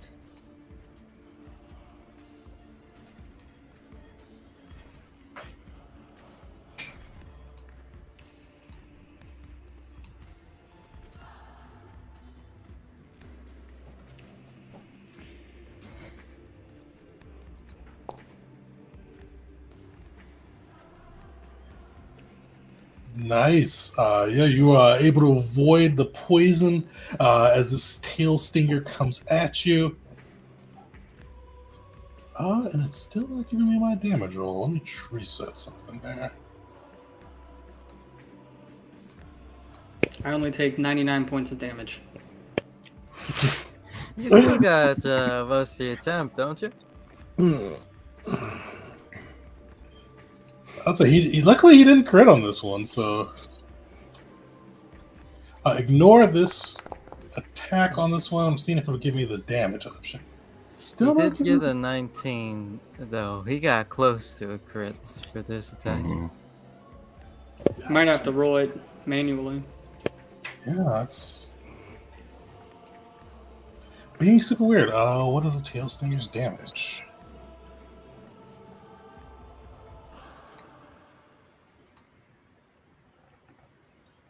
$2d8 plus 5.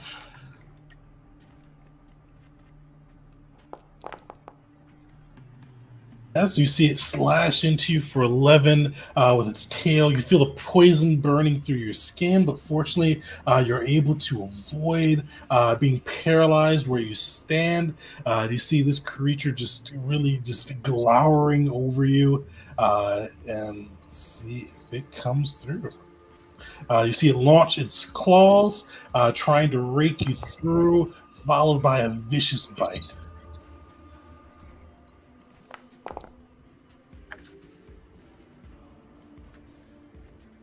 What is your AC? 18. 18? Sweet. Oh, well, not sweet, unfortunately. That both will hit. So you see the tail pierce into you, takes a bite, and then just launches into this claw attack.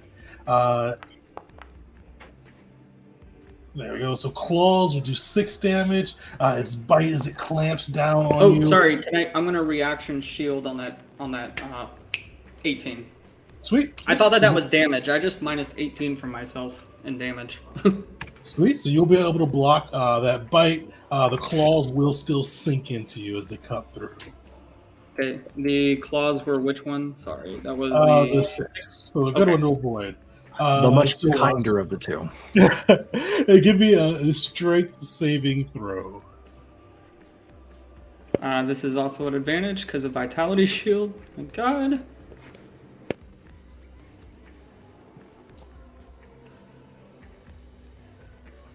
It hurls you to the ground, and you see this creature standing over you, salivating. Well, it's a good thing that Choke isn't concentration. He's still restrained. Nice. Wait, Choke is in concentration? It's not concentration. I'm looking at it right now. Oh, Interesting. when did they change that? Because you're only restrained, I think, to the end of its next turn or something like that. Vars, you are up. is there a chance that Vars heard where that blade fell? Oh yeah. All right. Because I'm thinking I'm going to bonus action med pack myself. Right? That's what I'm going to do. And that's just rolling a hit die. Yep. So I would...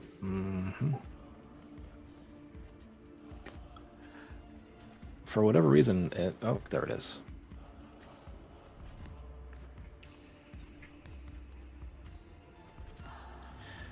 Okay, so thankfully, thanks to durable, when you roll a hit die, it's rolling a hit die. So when you roll you do a med pack. Is it rolling a hit die specifically? Yeah. Because okay, I believe. Reason I ask is that. I think that'll apply. Okay, so twice my modifier, so 6.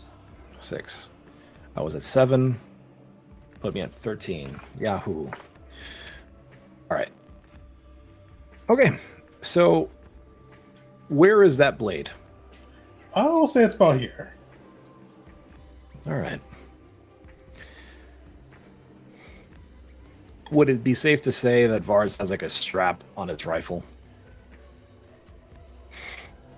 I think they actually do sell a strap. So unless you bought it, unfortunately, let me make sure. But I think they do sell a strap. Well, if they don't, if they do, let's just say I'm going to buy one next chance I get. All right. For now, is holstering because I do have a holster. So holstering would take your object interaction though if you want to pick up the blade. Ah, damn it! You can't drop it in the mist though if you want to just. Yeah, the hell with it. I'll drop the rifle. That's fine. I'm pissed this Trandoshan. All right, so I'm gonna run, grab the blade. That counts as that's doable, and then I want to go hit him with it. Does that work? That works. Do you have a speed to get there? Okay. So from here, you said it was about here, right towards the. Okay. So that's 15. Damn.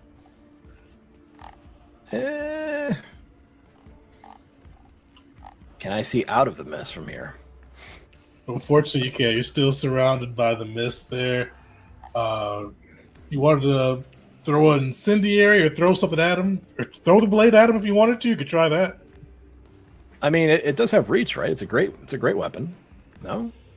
It was a sword, not a Sword. Oh, okay, Yeah, so it's just a regular sword. Yeah. Okay, well, I mean, I got a wrist launcher. Does that work with Yeah. the item? Okay, then. Or are you wrist launching the blade? No, just the missile. Okay. So you could definitely wrist launch. Missile, huh? Yeah, I was just making sure you were. yeah. I'm just gonna put the blade right there and just okay. So Yeah, careful where you aim that on that missile. Don't wanna damage the merchandise. all right, so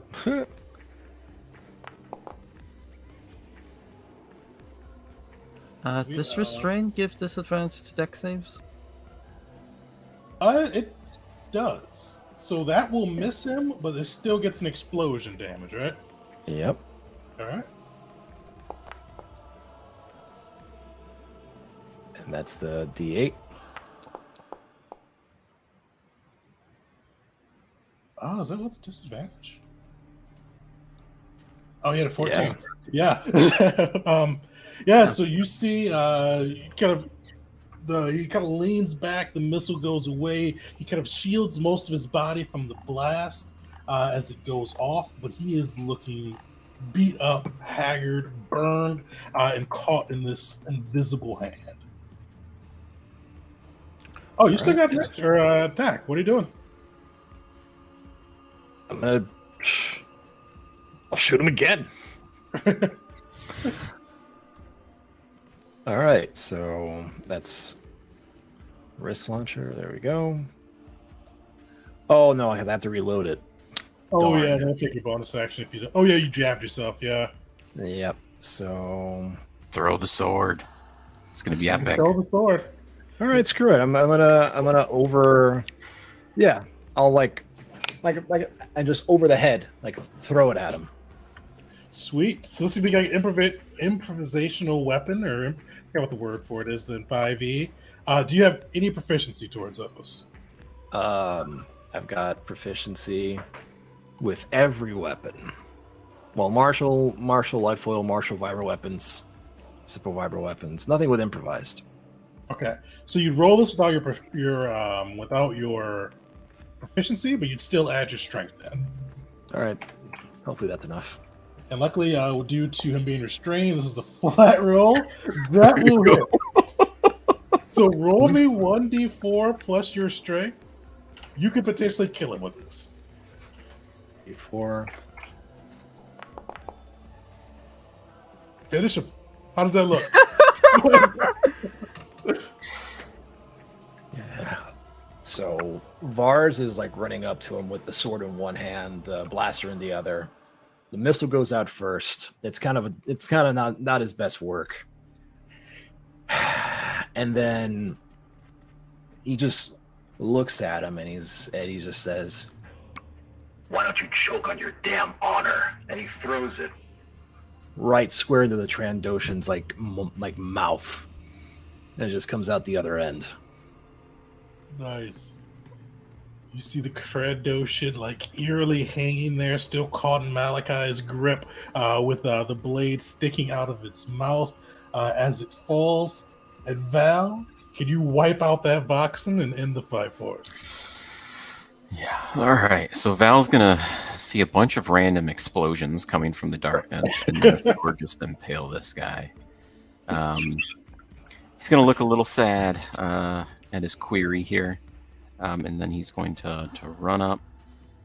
On the way, I'll use my other adaptive force to expand my crit range by 1, so it's 18. And we'll see if the dice help me on this. So I'll just make 2 attacks here. First. That'll hit. Ooh, not great damage, so 8. That was all you needed. He Nice. was barely All right. alive after that last hit. Take him down. All right, so he's just kind of a mindless beast, so I'll just kind of slam. So I'll just kind of run up behind him and just kind of stab him through the head from behind. As I look at Malachi on the ground, I just want to I slam, and then I just want to make sure Malachi knows. I say no comment, and then I'll sheath my blade.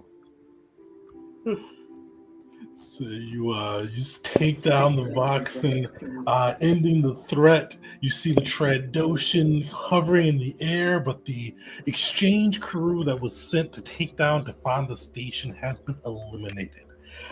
You guys see the reactor room is in good condition. The station is safe. What do you guys do next? What's everybody's reaction for getting out of this fight with this new crew that they're working with? C4 just nods his head and says, "Well, I would say we work quite well together, even if most of you are organic."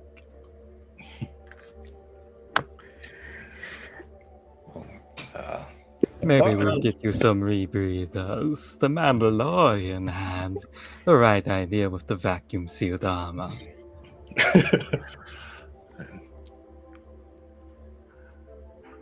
Never leave home without it. Vars is gonna take the sword as a prize. He's gonna look it over. Huh. Not bad. Yeah, give me a lore check, Var. All right. You might want to add one more notch to it.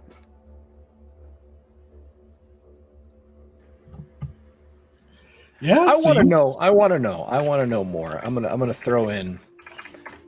I think I haven't used Defiant, so there we go. 16. I really want to know. I'll let you fill in the blank for here about how he knows about this. I'm not sure if he's hunted Trandoshans before, worked with them, but he knows about their obsession with the score. And you see all those marks upon the vibro blade, and you know that's for kind of worthy kills that he has taken.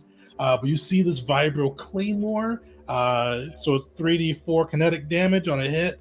It is enhanced +1 to hit, +1 damage. You see kind of those marks across it, and definitely kind of this leathery hilt.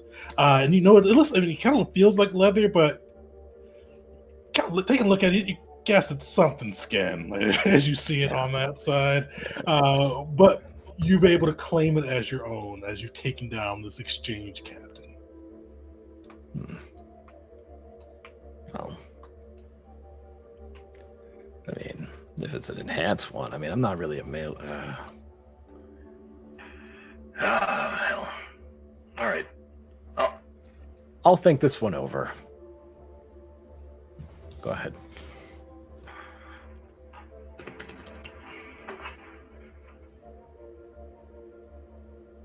After you guys get a moment to breathe, you do hear your comms all kind of chime at once. And you hear the voice of Chairman Oro coming over. And it goes, "Congratulations. I'm glad that you all were able to defend the station. We were able to restrain their ship within the docking bay. You're welcome to examine it if you wish. Please meet me once you've examined it to further discuss your future and what is next for this crew." all right. Wait. Val, didn't you knock out that whatever the hell that thing is? Anyone of mine? Oh, the Right. Mandalorian. Yes. Yeah. Gotta go. Yes. Unworthy opponent. I hope they hone their skills so I can challenge them again. Yeah, that's not one of ours. At least I hope not. Vars is going to want to investigate take a closer look. At the Mandalorian? Yeah.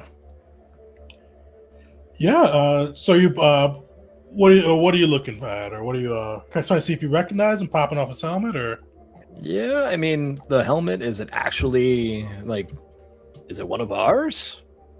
Yeah, it's definitely a Mandalorian helmet. Not like, so you've got a nicer one. You've got like kind of the true Beskar garb. He's kind of rocking something similar to what you used to have, kind of this Durasteel equivalent for those who don't have the deep pockets to afford Beskar garb. It's worn, it's ragged, but it does have. It looks authentic. Yeah, I'm taking off that helmet.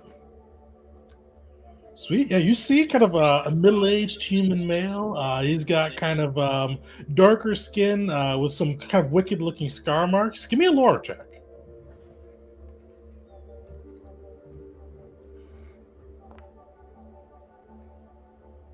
Do we have inspiration? Yeah, you guys do have 2 in the pot if you do want to use some inspiration. I mean, do I wanna? On this? Who is this guy? He's some jerk. It is funny, just like the Lex Luthor to the Flash, like taking off the mask. It's like, I have no idea who this is. Yeah. Any of you have any restraints?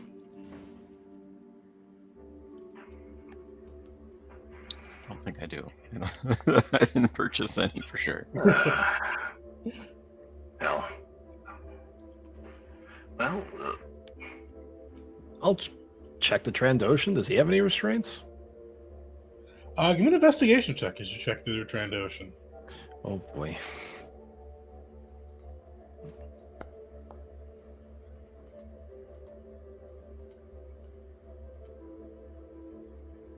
Nice. So you pop through.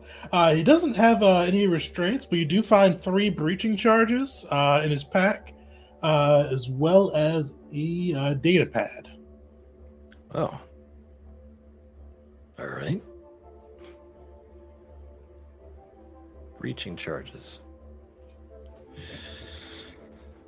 Okay. Let me.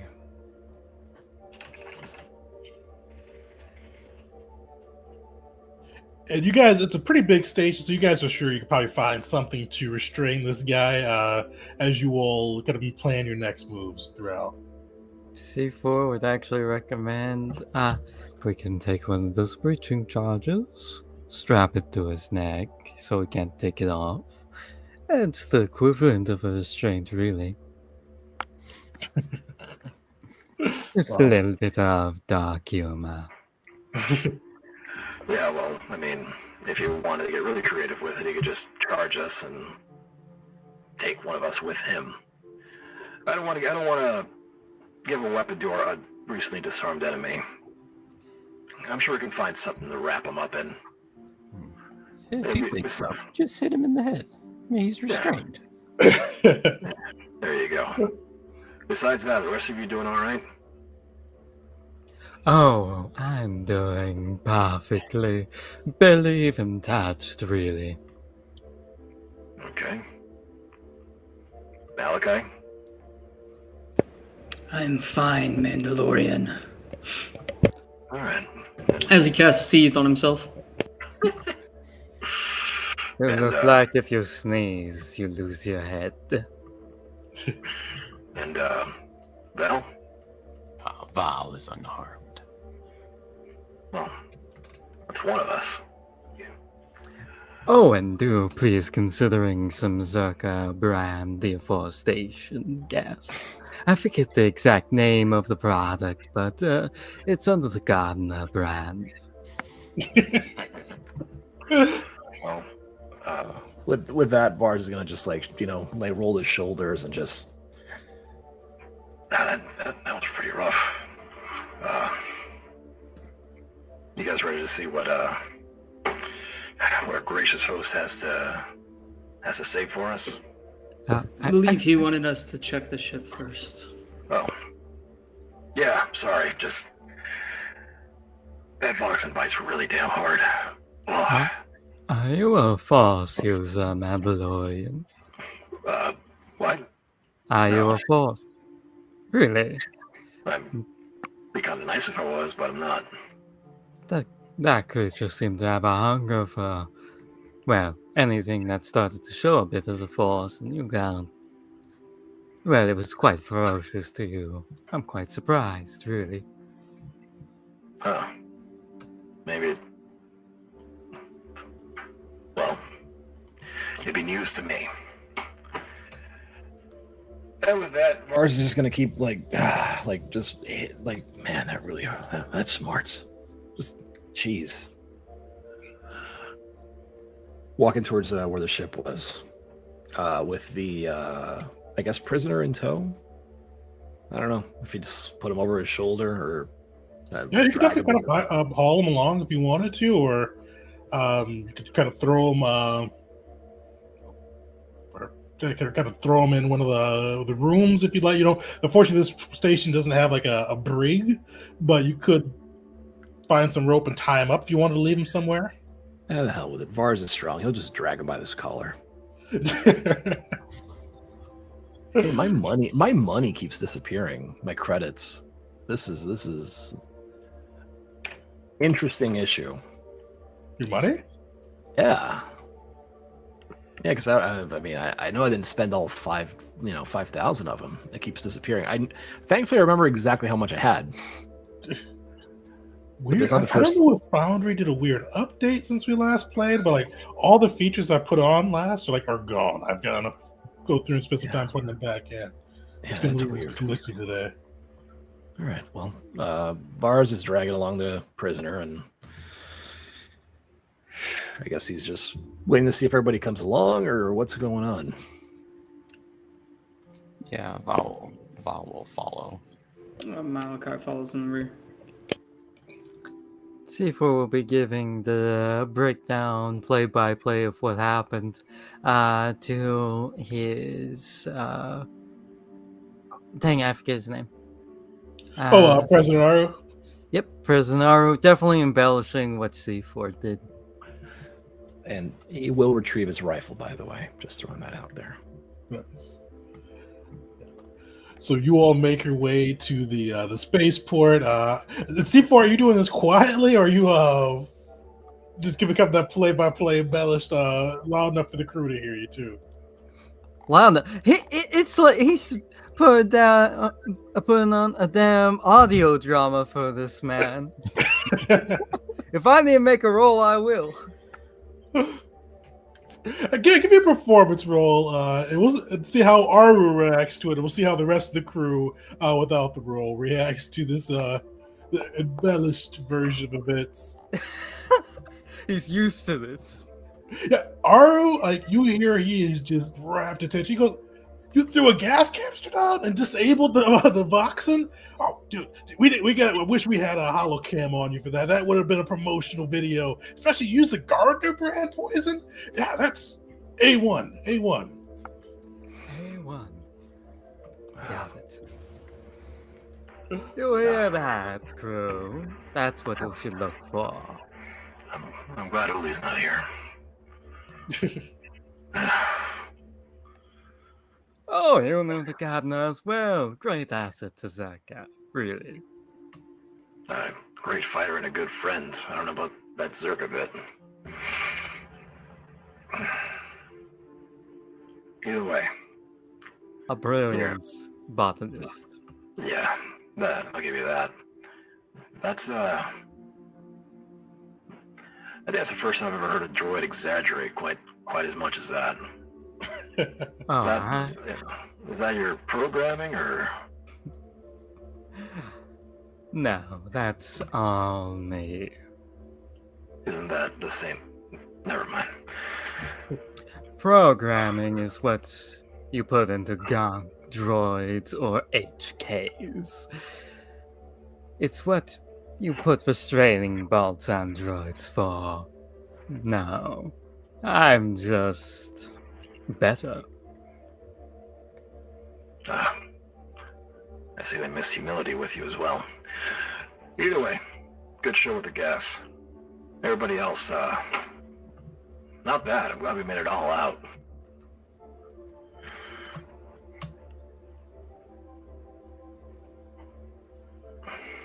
By the way, Val, this isn't really my wheelhouse, but the sword's pretty well made, and I think the hilt is made out of the skin of something that used to, be able to hold a conversation.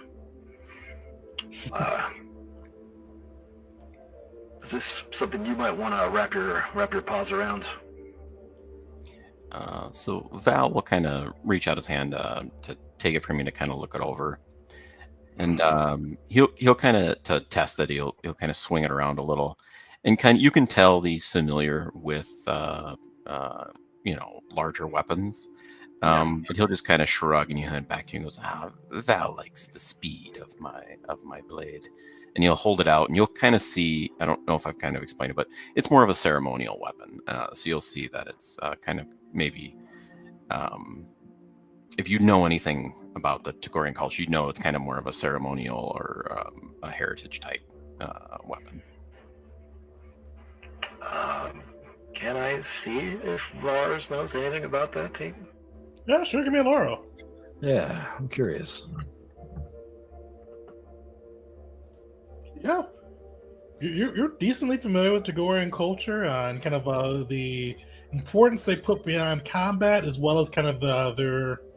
And I'll let Val put a little bit of extra on that. What does he kind of pick up looking at your weapon, kind of your connection to it? Yeah, you can kind of tell that it's almost like a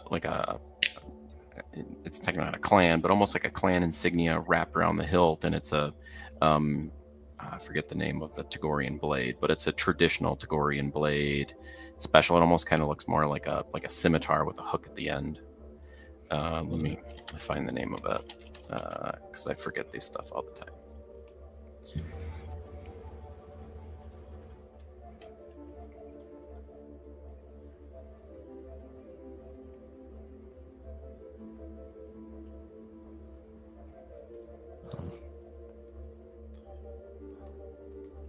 While you do look that up, Vars will take the blade back and kind of. Well, I guess I can use it in a pinch. I just gotta find a scabbard for it, I guess.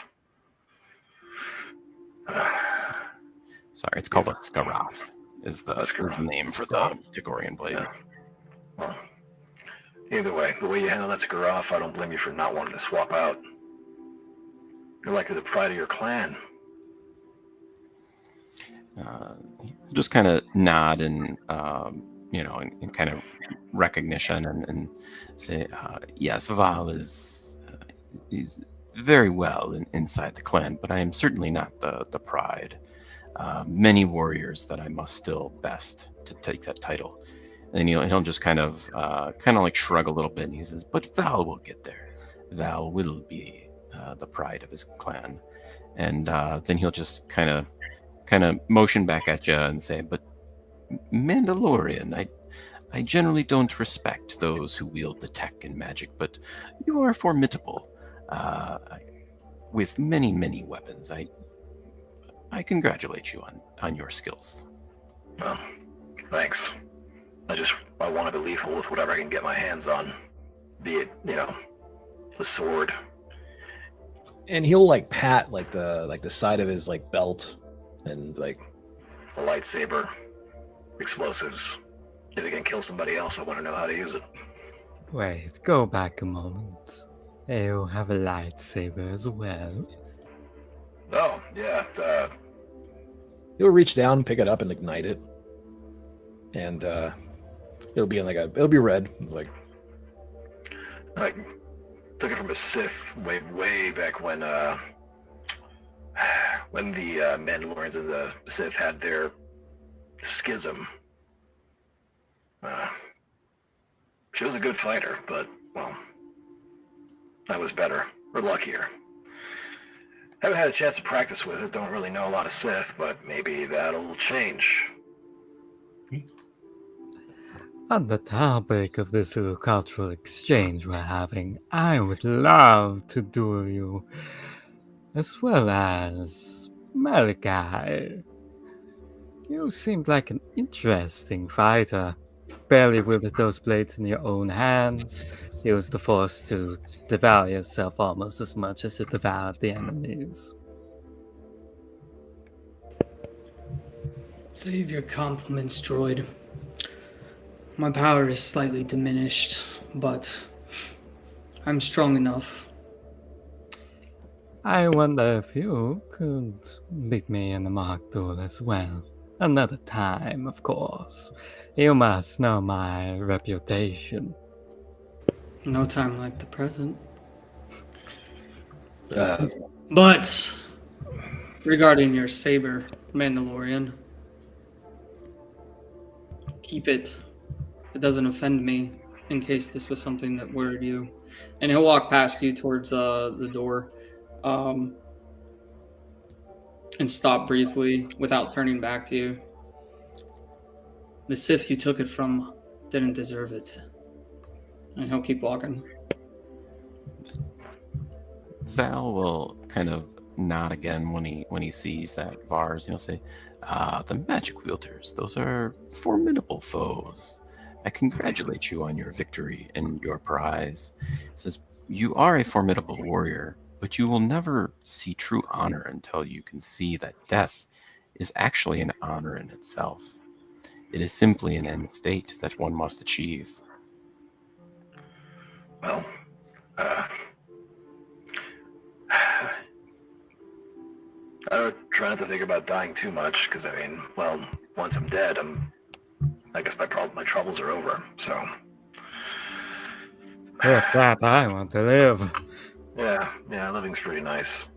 And honestly, I don't want to call it before I see the wipe either removed or this galaxy or burned out or whatever the hell it takes. It's nice to have purpose, you know? Yes, the Vong, also formidable warriors, but they kill so many before their potential can be achieved. They must be stopped. That is needless violence, needless death. For those who are not even warriors, how can you slay someone who is not a warrior and still call yourself an honorable warrior? Well, I guess they got different notions of what honor means. I still don't understand what the hell would cause one of my own. and he'll like shake the collar of the person that he's dragging. break ranks and fight alongside him, fight for him. I mean, I know we've done mercenary work before, but this is beneath us. Oh, yes. The warriors known for selling themselves out to the most powerful foes to fight the biggest battles, joining one of the most powerful foes and biggest battles in the galaxy right now. Surprising, really. I'm sure this space station has an interrogation room, and if it doesn't, we will remedy that. But we need to lock them up. I will deal with them later. I know what the Sith can do to people's minds. Glad I'm not him. You have no idea. Why the I hell think you I said heard a so? smile. Yeah, geez, that's the first time I've heard you experience, like, joy. And point well made, droid. But it's one thing for credits, but one just to... Either way. Is there somewhere that we can stow this guy away? Just Yeah, on you the can way definitely there? there's no interrogation room, but you could definitely tie him up and leave him in the room and have one of the kind of the maintenance droids keep an eye on him. All right. If there's a walk-in closet, that will now be the new interrogation room. All right, so So I'll leave him in the custody of some of the droids. After doing another check for weaponry and stuff like that before we let him go. Yeah, you guys are easily able to completely disarm him. You guys notice he wasn't like the best fighter, especially for a Mandalorian. He was kind of scrubby, in your opinion, Vars, and Yeah. especially yours, Val. You spared him as well, which kind of fits in with Val's kind of temperament there. He wasn't really a worthy fight. He went That's, down far too quick. That's good, because the grunts are the most opinionated and hold on to the most information that they hear. Vars is going to take the helmet, though. Try to, I don't know, maybe find out more about him, because it doesn't sit well with him. Yeah, looking over the helmet, you can tell it's authentic. You kind of looks like a lesser clan, not a clan that you'd recognize with the markings on it, but definitely kind of Mandalorian clan markings. Yeah. All right, let's go check out. Well, let's go check out that damn ship already. If it makes you feel better, that Mandalore that's currently there doesn't surprise me. Some clans don't like him, but I've heard his time may be coming to a close. A certain someone been making headway, rediscovering the Basilisk. That was for the betterment of my people, and to give the Vong an enemy that they could really hate. But that's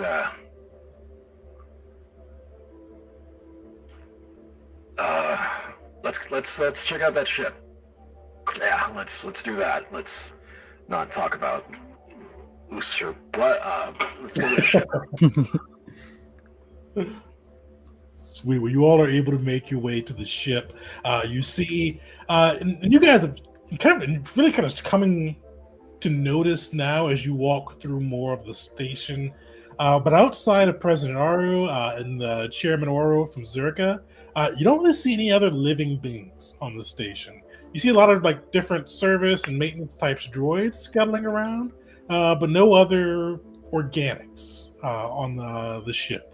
But you are able to make it to the station, the little shipyard where the exchange ship docked. You see it is surrounded by a couple of the maintenance droids kind of holding it in place. You see it's kind of this like looks like a work craft. It looks like a Zerka work craft. You probably surmise that they either kind of smuggled themselves on board it or took one over and kind of made it look like a Zerka ship. Somehow they were able to infiltrate it and get it on board the station, but you do see it is held in place, and you are able to board it if you'd like. all right. Just as a precautionary measure, Hmm? because I didn't do it at the fight. I'm gonna do second wind. It's not adding my fighter level. It's that plus my fighter level, right? Yep. Yeah, it should be. Yeah. It is. Yeah. 1 plus. So plus. Yeah, it didn't have mine in. By default, I had to add it. Right. And I also get to do this. Oh, sweet. So I'm going to give each of you a bit of a temp HP, just in case. All right. I don't think anything's going to happen, but Yeah. who knows? And I'd rather do it now than, oh crap, we're to fight. Yeah, no. So I, for one, vote that the one amongst us who can feel out the future goes in first.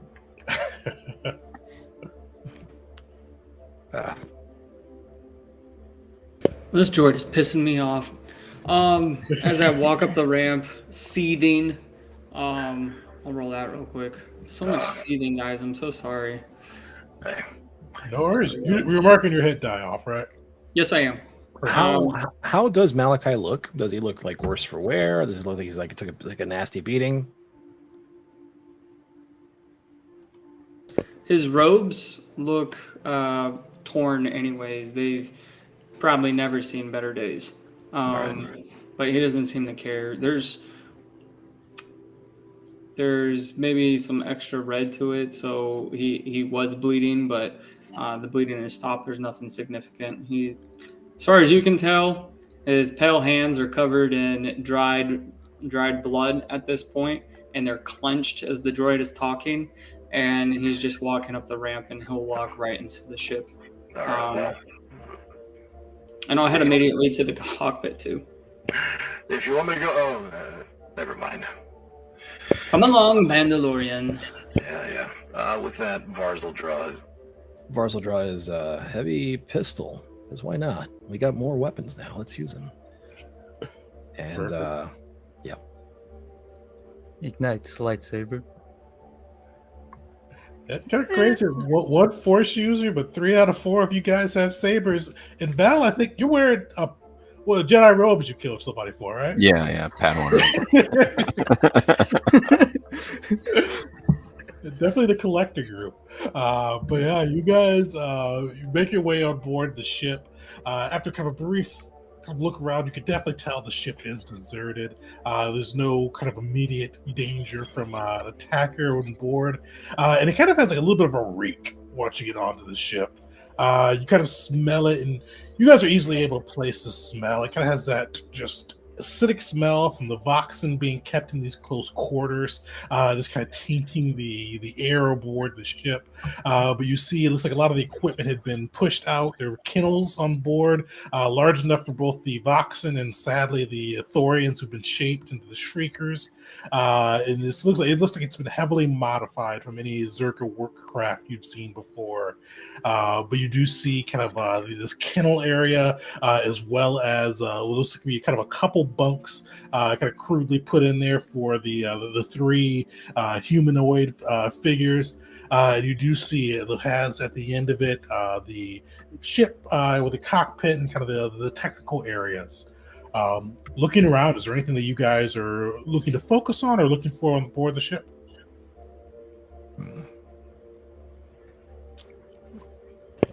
Well, first things first, as always with these ships, I want to know where it came from. So Are you going to navigate? Yeah, looking for a nav computer, and I want to see where our ship started from. Sweet. Give me a slicer check. Oh, great. Slicers, or is there anything else I can do? Because you can do technology with a little bit of a higher DC. Technology. All right, I'm gonna cast guidance. No, I'm just kidding. I can take it. Sith with guidance. This is an advantage because I said I am Sith.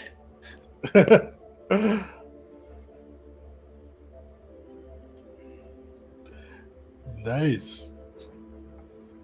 Yeah, you kind of go through. You're able to kind of get past some of the ship's layers of security.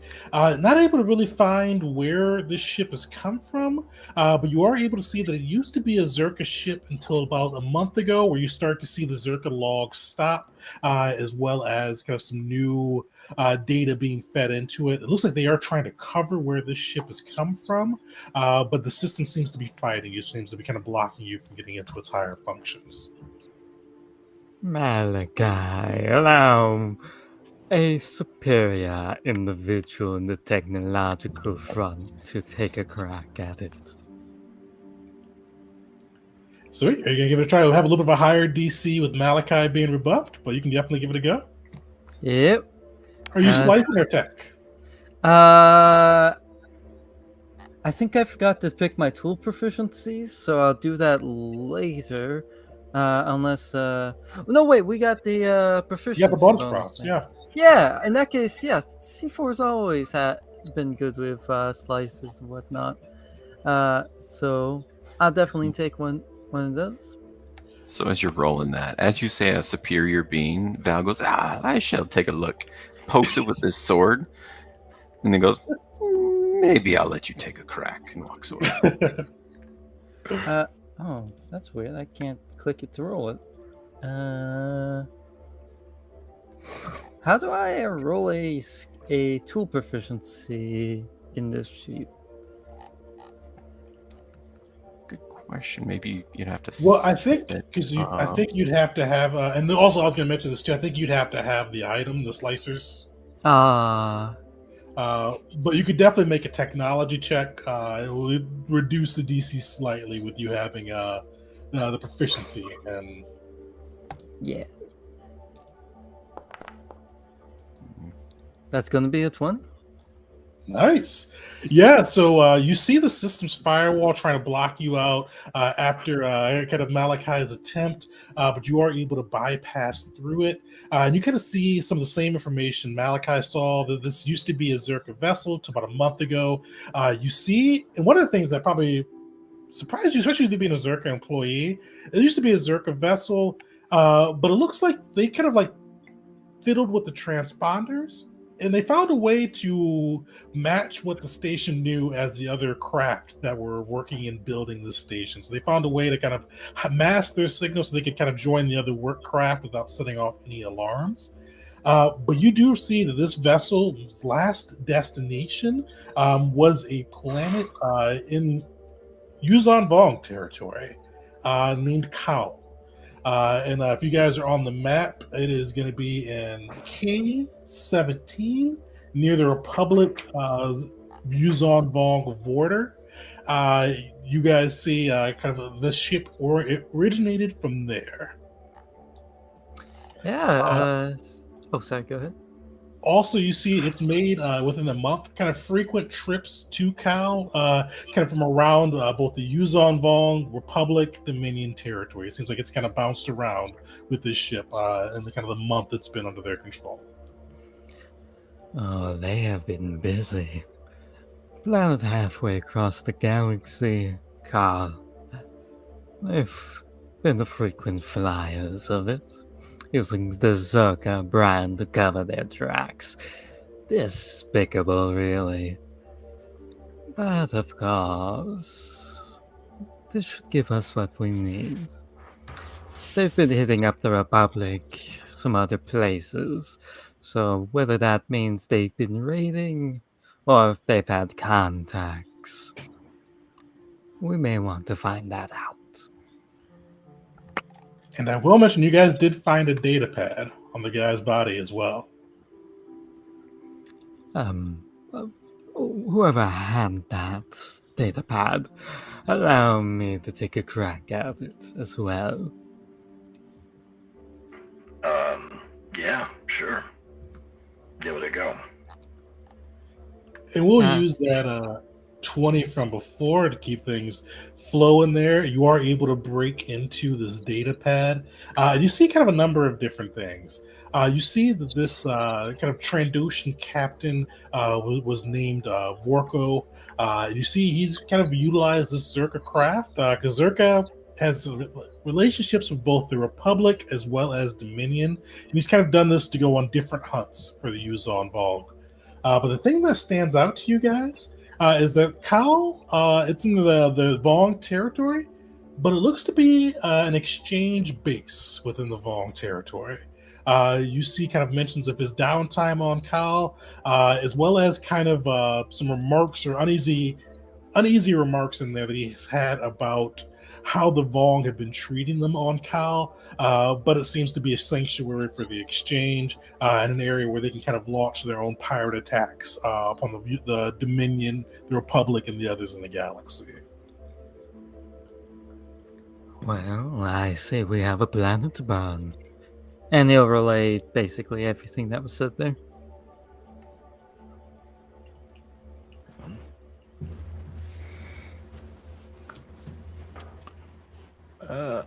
Well, with that in mind, is there anything else on the ship that merits further investigation? Nice. You kind of searching through to see if you find anything. Yeah. Sure. Give me an investigation. All right. And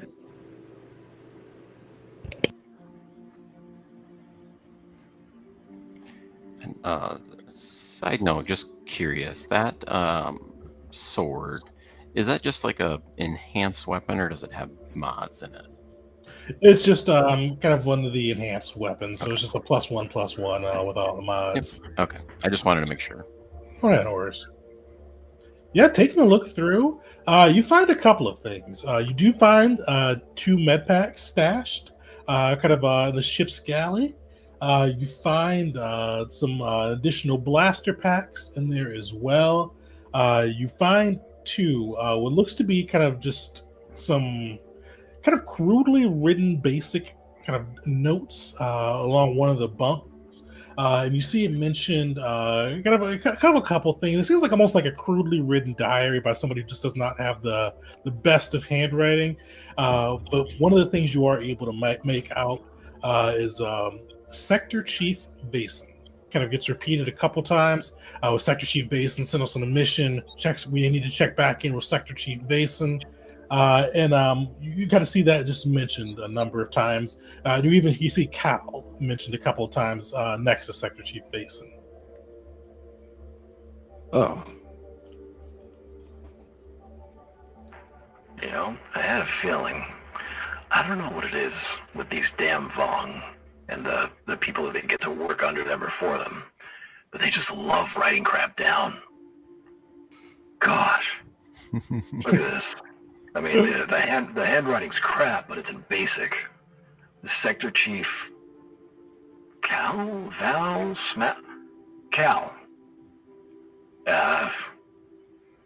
Does that name mean anything to any of you? Anybody proficient in lore? Give me a roll.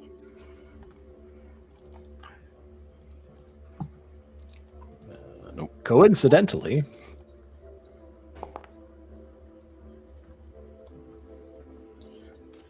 might as well not be.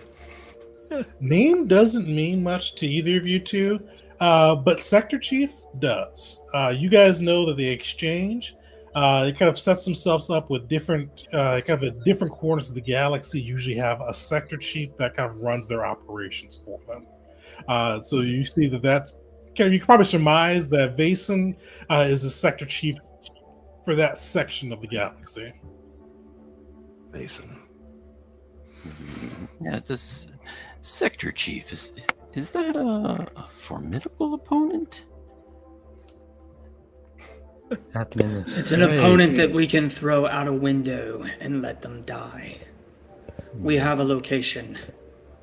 Let's go. Yeah, can I check in with my hut contact and just pass that name along? Oh yeah. Yeah, so I'll say, let me see if I can find more info. That might be a valuable quarry. And so I'll contact the hut and say, yes, Val has defeated many of these exchange fighters. But one query eludes us. Do you know the name Sector Chief Cal? So Basin for the sector chief. Oh, sorry, Basin. Doors. Yeah, you see I kind of hear the big hut kind of take a toke from his cigar and he goes, "Yeah, I know the Drifter. He's been an exchange boss for some time. Runs kind of don't know where he's running now, but I know he runs. Used to run the kind of southwestern corner of the galaxy's operations. A little greedy Rhodian type fellow. Always found him grubby." Yes, maybe we shall pursue him. I think that would add honor to my name. The usual price, 100 credits. 100 credits for this guy's life. God.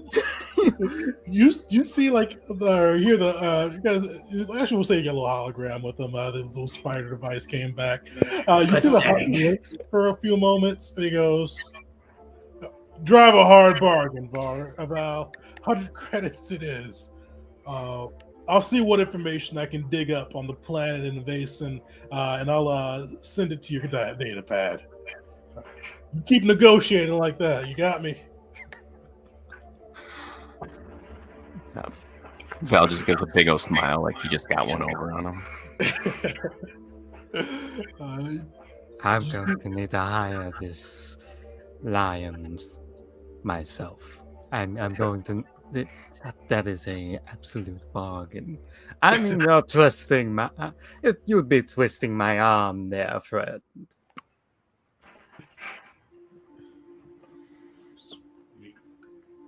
Well, you guys are able to find that information. It is getting a little late, so we'll do the downtime rolls and faction rolls kind of offline, and we'll give a little bit of a summary when we get back in for the crew. But you guys do have, and you guys can get 2 weeks of downtime. Actually, we'll go through and probably do some of the rolls offline, but we'll give some like the RP stuff next session to start with. But each of your guys, two of your guys' factions are going to reach out with a mission, and you're also going to get a little bit more on Cal as well. So we did a D10 roll off on that side. So the Huts as well as the Dominion are kind of the first two to reach out with potential missions on what you guys could pursue. And there will be one. So basically, you guys would choose between one of those two missions or going after the exchange sector chief that tried to blow up your station. And actually, I'll point it out to you. I asked the two that got him. Do you want me to go through the missions, or do you want to kind of present them in your character's own voice and kind of how they would throw that out to the crew? I'm good if you just want to go through it. Okay. Sweet. So we'll go through Val's first. So you guys, Val gets an update from Boss Grenick after before he goes through and finds the information on the sector exchange chief.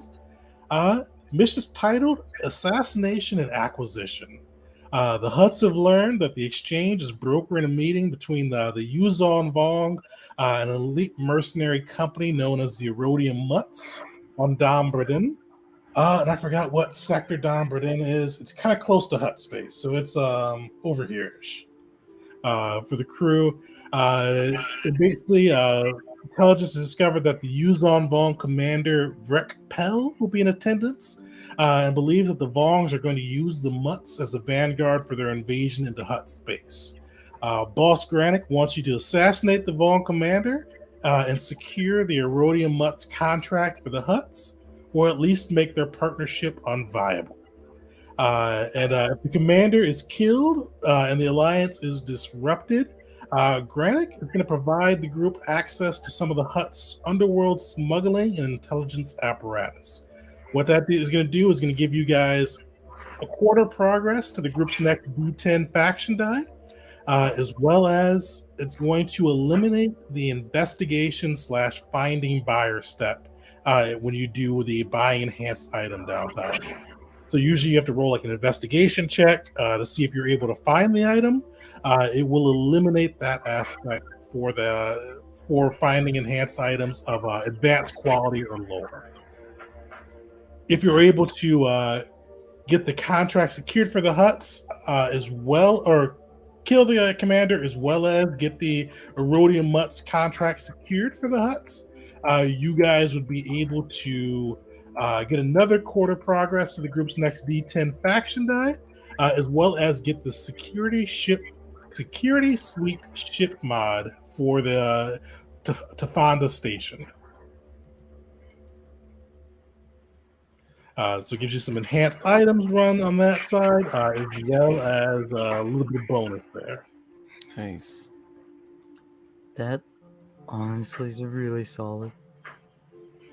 Advanced is really hard to find. Yeah. The other one from kind of the group's patrons comes from High Lord Galvin, and it's called Ship Heist. Caught Shipyards is working with their public to build a super dreadnought. Construction's nearly complete, but at this stage, the ship's only manned by a skeleton crew. High Lord Galvin wants you to infiltrate the ship and secure it for the Dominion. Basically, this is it's probably one of the largest ships being fielded by any of the factions. High Lord Galvin doesn't want it sitting on the sidelines with the Republic.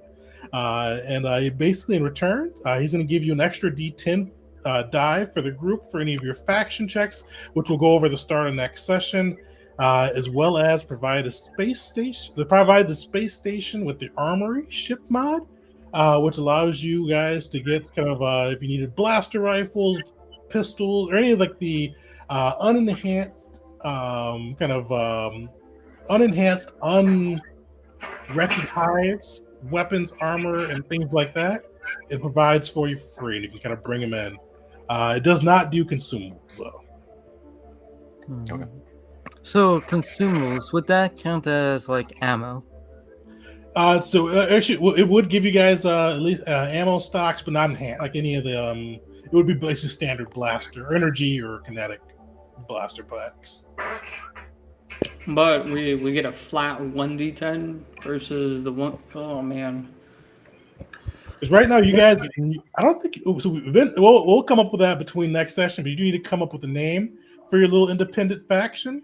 Right now, you guys are kind of starting with 1d10. So kind of each of the different faction kind of missions will help you kind of build up and get more opportunities for your faction to get resources and expand on its own too. My cat's about to turn off my computer. That advance though, that's nothing to shake a stick at. Yeah, that C4 is torn because on one end the huts pay good, on the other end the Sith pay good.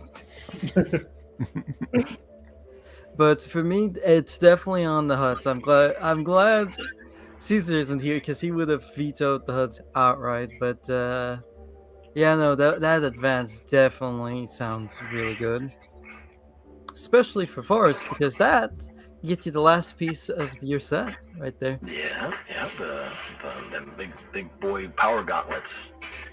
And at that point, it'd be kind of stupid not to have a bit of a melee focus. I don't know. Yeah.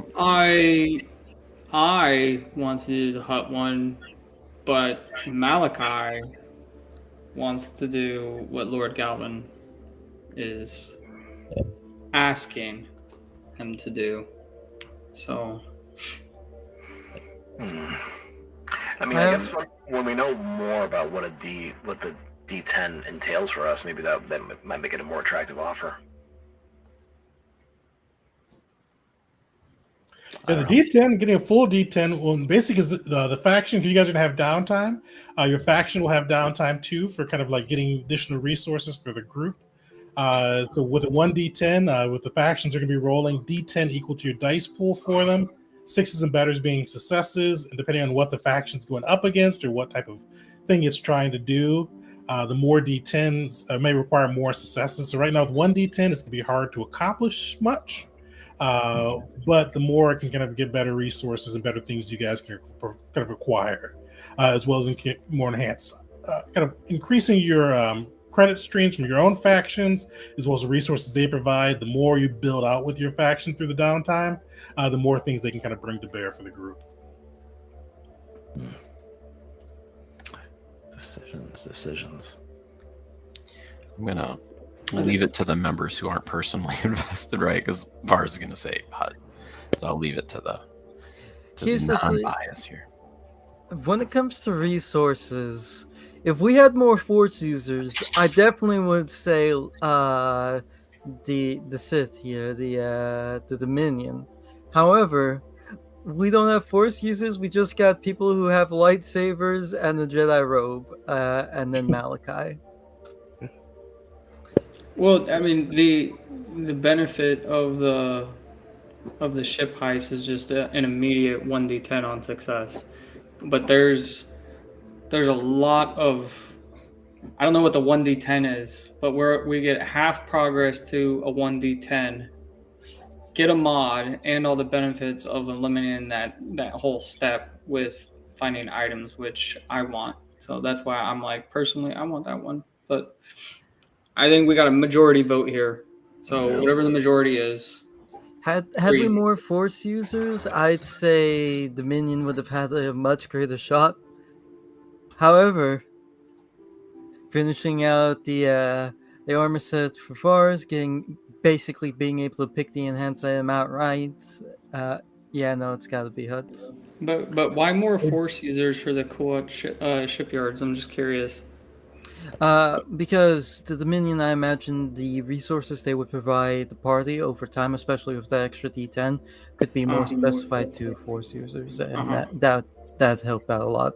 Let's. I think the group D10 is our group, right? Like we're our own your faction. Okay. Oh, our faction. It's not a 1d10 to the Dominion or the Huts or half a progress to it. It's to our faction, to us. Okay, I misunderstood that. Then, dang, missing out on that full D10 is going to hurt a little bit, but it's a difference between, do we buff our own faction or do we buff ourselves? I kind of still say we buff ourselves for the moment. Yeah, I don't think you. I agree. Malachi doesn't. Yeah, I don't think there's a bad option. I think both of them are extremely powerful. So. Yeah. Yes. That ship heist does sound fun, though. That's it. Oh, my credits got reset. Yes, I will say it. So, and it kind of is raid around this way. The huts are definitely going to get you kind of some stuff that can buff up your PCs, and a little bit of appreciation from them on that side. The Dreadnought in the hands of the Dominion probably earn you a good deal of favor with Dominus as well as Gallivan, and you kind of put them in a better spot for the war effort. So kind of it's macro versus micro on that side. So kind of depends where you guys want to go. Oh, also too, I forgot to write this one up, but you do have the option of going to kind of the planet Kal and trying to take down the exchange base there.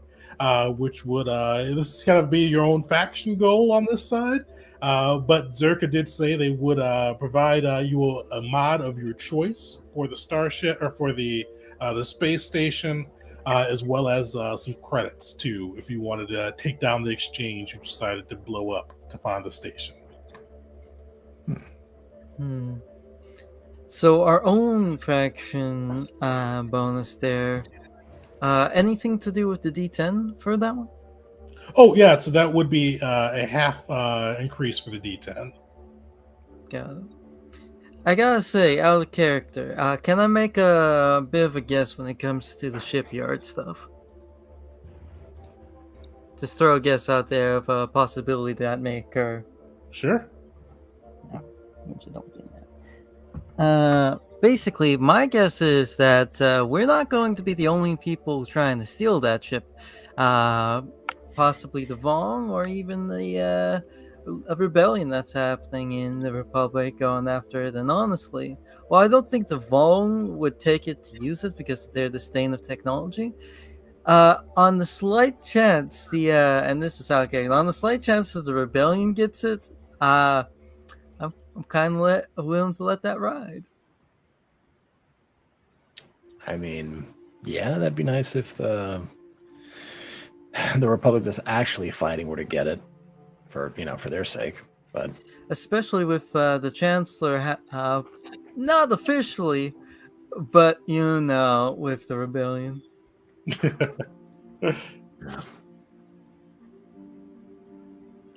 Yeah. Sweet. So it sounds like, unless anybody disagrees, is that the assassination and acquisition mission for the Huts?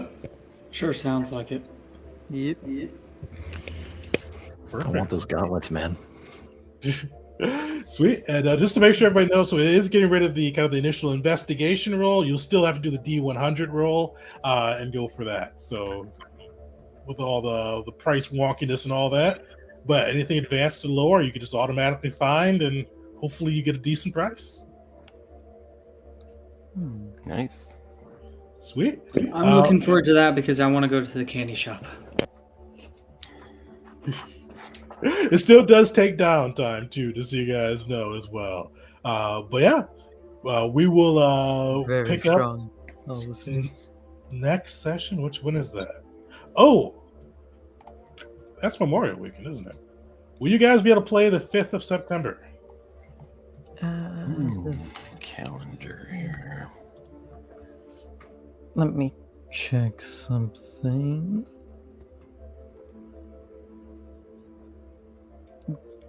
5th of September is a Tuesday. I don't know why I'm looking, but yes. Yes. I'll actually be in California on the 5th of September, so yes. Nice. Give me a second. I do think I might be a little bit late to that though, because if we're starting at 7, California's 3 hours behind. That'll be out for And you. it's a big old base, and they probably have me staying 25 minutes away from the base, and it takes 20 minutes to get off of the base. So, yeah. I can make it on the 5th of September. But yes, I'll be there. Maybe late, but I'll be there. Perfect. Yep, I can make that. Sweet. So I think we're all in. I'm 90% sure I can make it. I'll check my wife though to be sure. I don't think we're doing anything. At least I don't think I've been told of anything, so we should be good to go. Birthday Sweet. anniversary. So join us back on the 5th of September. You can see a little bit of the faction stuff. We'll probably play that out live. And then we'll dive into the assassination and acquisition as the group goes and attacks an exchange-hosted meeting by a Yuzon Vol commander and this group of mercenaries, and see if they can kill the commander and hopefully convert the mercenaries. So join us for that. And until next time, folks.